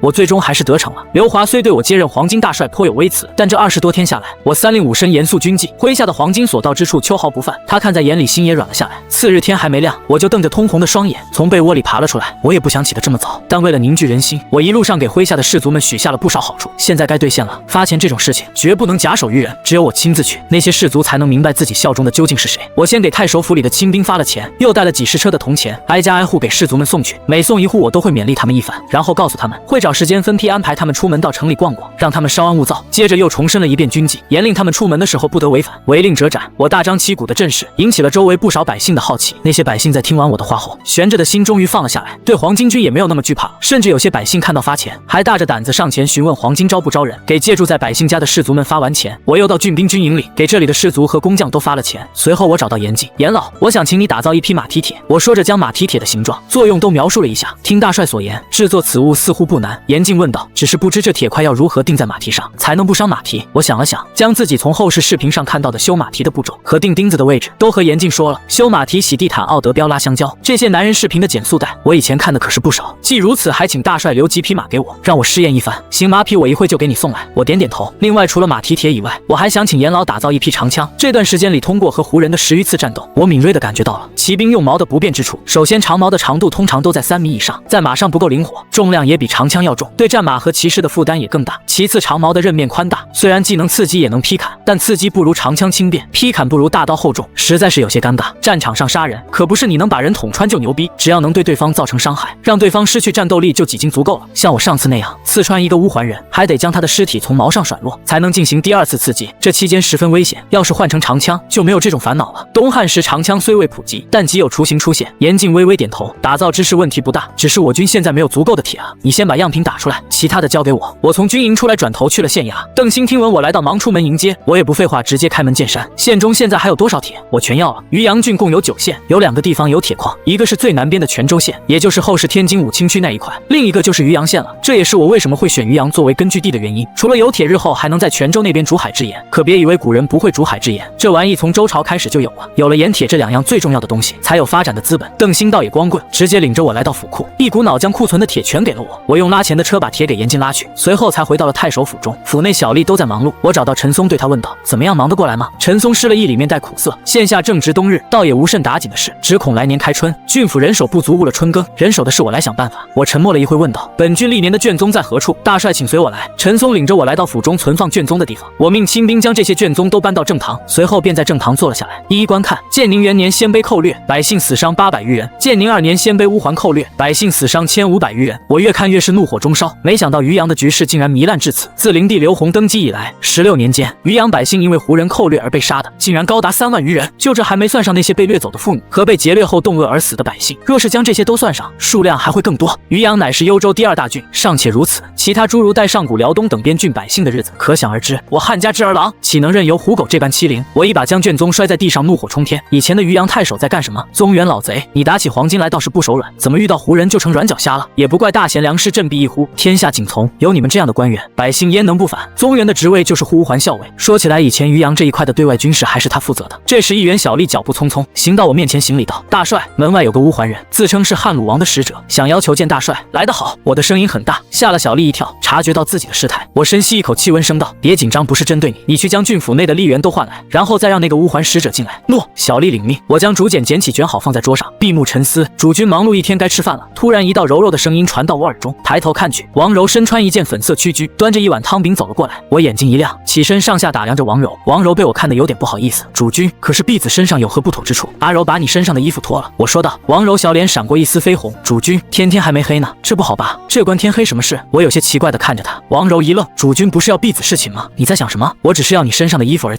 王柔点点头，将身上的粉色屈居脱了下来。行了，你下去吧。我摆摆手：“快去找件衣服穿上，莫要受了风寒。”王柔退下。我在正堂中西下看了看，把衣服挂在一个书架上，唤道：“杨毅，末将在。”杨毅从门口走了进来，带些甲士到堂内来，顺便把那个乌桓王子的头拿过来。诺。很快甲士入堂分2列站好，郡府内的吏员们也都赶了过来，看着两侧的甲士，吏员们脸上纷纷露出了惊疑的表情。一番眼神交流后，陈松上前拱手道：“不知大帅唤我等前来，所谓何事？都坐吧。”我说道：“一会有个乌桓使者来，你们配合我一下，只要我目视你们，你们就笑。除此之外不准说话，不是针对我们的就好。”吏员们纷纷松了口气，同时一头雾水地坐了下来。把人交进来吧。我对先前那名小吏说道。片刻，一个大约1米8左右的乌桓人带了一个随从走了进来。那人见我高坐主位，脸上闪过一丝惊愕。昨天深夜乌延在接到乌桓溃兵的报告后，便连夜将他派了出来寻找王子。他根据溃兵的描述找到现场，却并未发现王子的尸体，因此他一路打听，知道乌桓部队是黄金打的，便一路寻到了渔阳城。没想到为首的竟然是个尚未及冠的少年。你就是黄金大帅？使者有些胡人的口音，但汉话还算标准。我没有理他，而是自顾自端起王柔送来的汤饼吃了起来。今天天还没亮就起床，忙到现在天都快黑了，我也确实饿了。蛮子安敢无礼！杨毅暗箭喝道：“你见了我家大帅还不行礼？”乌桓使者看着两侧全副武装的甲士，伸出右手按在心口，微微躬身，在下拔旗见过黄金大帅，敢问大帅如何称呼？张子清。我专注于碗中的食物，头也不抬。何事？这小娃娃好生无礼。我的态度让拔旗有些不爽，但人在屋檐下不得不低头，他也只能耐着性子问道：“敢问张大帅，昨日贵军是否在渔阳城外俘虏了一个乌桓人？是有这么一个人，怎么了？”拔旗沉声道：“大帅所俘之人乃是汉鲁王之子，还请大帅高抬贵手释放我家王子。”那小大帅竟然活捉了乌延的儿子。陈松等人心中一惊，随后感到有些不对劲，明明昨日并未看到有乌桓人啊！你家王子屠了我汉人数十名百姓，你凭什么一句话就让我放人？我家大王愿以1000金赎回王子。拔旗躬身道：“1000金？”我放下碗看向他，数十名百姓的命和你家王子的命，只值区1000金。拔旗一愣，随后反应过来，我这是要更多的好处，2000金如何？不够。我摇头。3000金不够。拔旗咬咬牙，3000金再加100匹战马，在没有请示乌延的情况下，这个价格已经是他能开出的极限了，还是不够。我疯狂摇头，3000金和100匹战马码都不够。拔旗强忍心中怒火，那请大帅开个价吧。行，我们来算个账啊！我等的就是这句话。拿起桌上竹简念道：建宁2年，鲜卑乌桓寇掠，百姓死伤1500余人。建宁3年，大帅且慢。拔旗打断道：我等就事论事。大帅提及建宁年间，这是何意？算账吗？讲究个有始有终。我目视陈松等人，你想要回你家王子，我也想为我家百姓讨个公道。不算清楚怎么能行呢？陈松等人记得我的嘱托，纷纷干笑起来。但这种刻意的干巴巴的笑声，却反而更加刺耳。拔旗深吸一口气，请大帅继续。我一口气报完账。这10余年来，尔等胡人共杀我汉人百姓3万余人，掳掠女子不计其数。大帅，拔旗再次打断道：这些事都是西郡乌桓和鲜卑一起做的，你怎能全都算在我乌延部头上？你说的对。我笑着点点头。那这样吧，我知你乌延部地狭民少，便按照1/10来算，你赔我5000百姓，我礼送你家王子出境，如何？岂能如此？5000人若是给了你，我们就没人了。拔旗终于反应过来，怒道：你根本就没有诚意，你才知道啊！我哈哈大笑，目视众吏员，众人惊惧乌桓报复，但又害怕我，只能无奈地跟着笑。拔旗怒视我：你如此就不怕我乌桓大军踏破渔阳吗？踏破渔阳？我呵呵一笑：你区乌延部能拉出多少兵马来？2000还是3000？小小乌延也敢寇掠渔阳？我看你们是不想活了。我收起笑容，怒目圆睁：你回去告诉乌延，待到春暖花开时，我城内万余大军进出，必踏平乌延部。杨毅把东西给他。杨毅会意拎起一个包裹就丢了出去，包裹咕噜噜地滚到拔旗脚下。拔旗心中闪过一丝不好的预感，忙俯身解开包裹，里面正是乌桓王子的人头。黄口小儿欺人太甚！拔旗大怒：你等着，我乌桓大军必定踏破渔阳，鸡犬不留。这人是不是傻？堂中众人心中暗道：这种时候你还不赶紧拿了人头跑路，在这放什么狠话呢？果然，只见我微微一笑：你没有这个机会了。说完，我目视杨毅。杨毅会意，一把抽出腰间佩剑，上前将拔旗拖了下去。两国交战不斩，一声惨叫，杨毅拎着拔旗的人头回来。你算个屁的国！我起身走到拔旗的随从身边，就麻烦你把这2颗人头交给乌延可好？随从疯狂点头，拿了2颗人头就跑。哎，等等！我突然喊道。随从止步，反身行礼：大帅还有何吩咐？也不知是府里的哪个婢女，这换了衣服到处乱丢。我假装刚发现王柔的衣服，将其取下，将衣服塞入随从怀中。你回去告诉乌延，让他穿上这女裙去和女子学如何教子。自家的孩子教不好，跑别人家来打劫，死了还要怨人，真是比妇人还没气量。随从又惧又怒，只能一直点头。行了，你去吧。我挥挥手，随从连滚带爬的出了太守府。这时陈松等诸吏走了过来，颤声道：大帅何以如此羞辱乌延啊？那西郡乌桓同气连枝，若是乌延联络西部大人起兵来攻，渔阳该如何抵挡？放心吧。我反身微微一笑，我己备下破敌之计，若那乌延真的敢来，我定叫他有来无回。愿闻大帅高见。陈松连忙拱手问道：和乌桓作战还需要这些郡吏的协助，因此我也没有藏着掖着。乌桓虽号称西部大人，然其实力最强者，无非是上古南楼和辽西丘力居。陈公以为然否？上古南楼有9000余落，部众5万多人，毫无疑问是其中实力最强的。其次是丘力居有5000余落，部众大概在3万人左右，而剩下的苏仆延和乌延，一个1000余落，一个800余落，这2人的部众加起来撑死也就1万人左右。陈松点点头，我曾随张宝在幽蓟2州游历了1年多，因为有心留意，所以对乌桓人的情况还算熟悉。陈松等吏员又都是幽州本地人，对此更是熟悉，因此我军只需要切断渔阳通往上古的道路，不让乌延联络南楼即可。我笑道：如此，西部大人便去其一。大帅想当然了，涉及到生死存亡。陈松情急之下也不再客气，从渔阳去上古的道路多如牛毛，大帅如何能保证将乌延的使者拦下？乌延要请南楼出兵，必送珍宝贿赂。我笃定道：否则南楼为何要在寒冬起兵，为他儿子报仇？押送珍宝走不了小路，因此我军只需要在大陆设伏即可。陈松想了想，认可了我的说法，又问道：可除去南楼这一步上有3郡乌桓，不知大帅打算如何应对？我咧嘴一笑，只要南楼不来，3郡乌桓不足为虑。乌延、丘力居、苏仆延3部，不过7万余众，除去老弱病残，能战之兵最多只有1万余。那丘力居和苏仆延又岂会为了区一个乌延的儿子便倾巢而出？因此我料定3郡乌桓若是来犯，骑兵最多不过5、6千。如今天寒地冻，乌桓人远道而来，又不善攻城，我军只需坚壁清野，待其失老无功，引军退还之际追击，必可大破乌桓。陈松不懂军事，心里觉得还是不妥，但是己至此也只能拱手称是。杨毅，我喊道：末将在，召集诸将议事，顺便把渔阳令也叫来。诺。陈松，你去将本郡的渔土取来。很快，黄金诸将和邓兴都赶到了太守府。我坐在主位，高声道：诸位，昨日我军行军，偶遇一里为乌桓人所屠，我率军追击，斩其众而还。众将微微点头，这事他们都知道。方才乌延遣使来道，说其中有1人乃是乌延之子，让我交还。我一边说一边观察着众人的神色，可其人几经被我斩杀。于是那使者便扬言要踏平渔阳，尔等都说说，是迎战还是派人去乌延那求和？陈松闻言顿时翻了个白眼，人家儿子使者都让你杀了，你还故意送了条女裙去羞辱人家，这像是考虑求和的？如此奇耻大辱，谁能忍得了？我当然也不想搞得这么麻烦，但黄金刚到渔阳，才休整了1天，战斗力和士气都还没有恢复。虽然这种事情肯定是乌桓人不对，但若是由我首接说开战，手下的将士肯定会心有不满，所以有些话得让别人来说才行。我目视杨毅，后者正准备出列，突然张牛角就跳了出来，岂有此理！张牛角怒道：那些狐狗年年寇掠北地，无数百姓深受其害，难道只准他们杀汉人，就不准汉人杀胡人吗？这是什么狗屁道理？说完，张牛角抱拳道：大帅，末将请战，那些乌桓人要来，便让他们来吧，末将保管杀他们个片甲不留。邓兴闻言面色大变，正想起身进言，却被一旁的陈松拉住。陈松微微摇摇头。邓兴见状，心里便明白了7、8分，只能在心里无奈的苦笑一声。我微微点头，看来我的某些安排算是多余了。张帅所言有理。这时杨毅也站了出来，乌桓人劫掠，本就是他们有错在先。胡人杀汉人，汉人自然也能杀胡人。那乌延只死了一个儿子，便要兴兵来犯。我汉人死了那么多人，又该去找谁讨要公道？末将以为大帅不可言和，我军就是渔阳，便该为渔阳百姓做一些事。若那乌延真的赶来，正好新仇旧恨一并算上。杨毅此言一半是我教他说的，另一半则是他自己的心声。他是西凉人，自小便常见羌胡劫掠，对于胡人，他亦是深恶痛绝。正当如此，左豹也出言表态：我等皆是贫苦百姓出身，又岂能坐视百姓任由胡人欺凌、胡财礼乐？是啊是啊，太平道反的不是汉室，也不是皇帝，而是被宦官士族外戚把持着的昏暗的朝廷。因此在对待胡人这一方面，众将的态度出奇的一致。好，我起身，按住腰间佩刀，大声道：诸位之意，吾知之矣。既然乌延要战，那便战。众将起身抱拳，请大帅下令。陈松，我喊道：大帅吩咐。陈松起身行礼，将本郡舆图交于左豹。陈松取出一卷舆图递给左豹，左豹一头雾水，不明白我给他地图给干啥。左豹，我又道：末将在。左豹双手捧着地图，微微躬身。乌延部众人少，必往上古南楼处求援。我看向他，我将城内所有骑兵都给你，你可按照舆图在大陆设伏。若遇乌桓人，不问缘由，就地斩杀，不可使一骑进入上古。诺。左豹领命。杨毅，末将在。这些日子，我军在胡人处缴获了不少战马，你在城内再寻些马匹，连同那些战马，再组建200骑兵，就在郡兵营中训练。诺。杨毅领命。胡才，末将在，你负责督造兵械。诺。张牛角李乐，末将在，你2人负责城防。诺。众将退去，我看向邓兴，献军。邓兴一脸苦涩的拱拱手，大帅吩咐，乌桓人远道而来，必掠百姓旧时，劳烦献军坚壁清野，莫要给乌桓人留一颗粮食。艾邓兴内心苦叹一声，领命。我又看向陈松，陈松非常自觉，大帅吩咐，劳烦陈公将郡府内的兵器甲胄都拿出来，分发给我麾下将士，再派吏员告知各县，让他们提前做好准备。领命。拔旗的随从自太守府出来后，马不停蹄逃到城外，汇合了一起来搜寻王子的人。星夜赶回乌延处，等他赶回乌延处，天色几经大亮，也不知吾儿是否还平安。乌延一夜未睡，心中烦闷，在帐内坐立不安。大王，派去寻王子的人回来了。帐外走进一人，迟疑道：只是什么？乌延连忙问道：大王。随从一身狼狈地冲了进来，怀中抱着2颗人头，手臂上还挂着我送的女裙，跪地大哭：王子被人害了，我儿死了。乌延瞪大眼睛看向随从怀中的2颗人头，不可置信地问道：这拔旗又为何死了？速道来。对于乌延来说，儿子战败被杀并不奇怪，他早已做好了心理准备。但拔旗怎么死了？随从哭着将他们如何搜寻王子，如何一路打听到了渔阳，拔旗又如何被我羞辱后斩杀的事情，一五一十说了出来，然后取下女裙。那我小儿还说，若大王不会教子，还请穿上女裙去向妇人学习。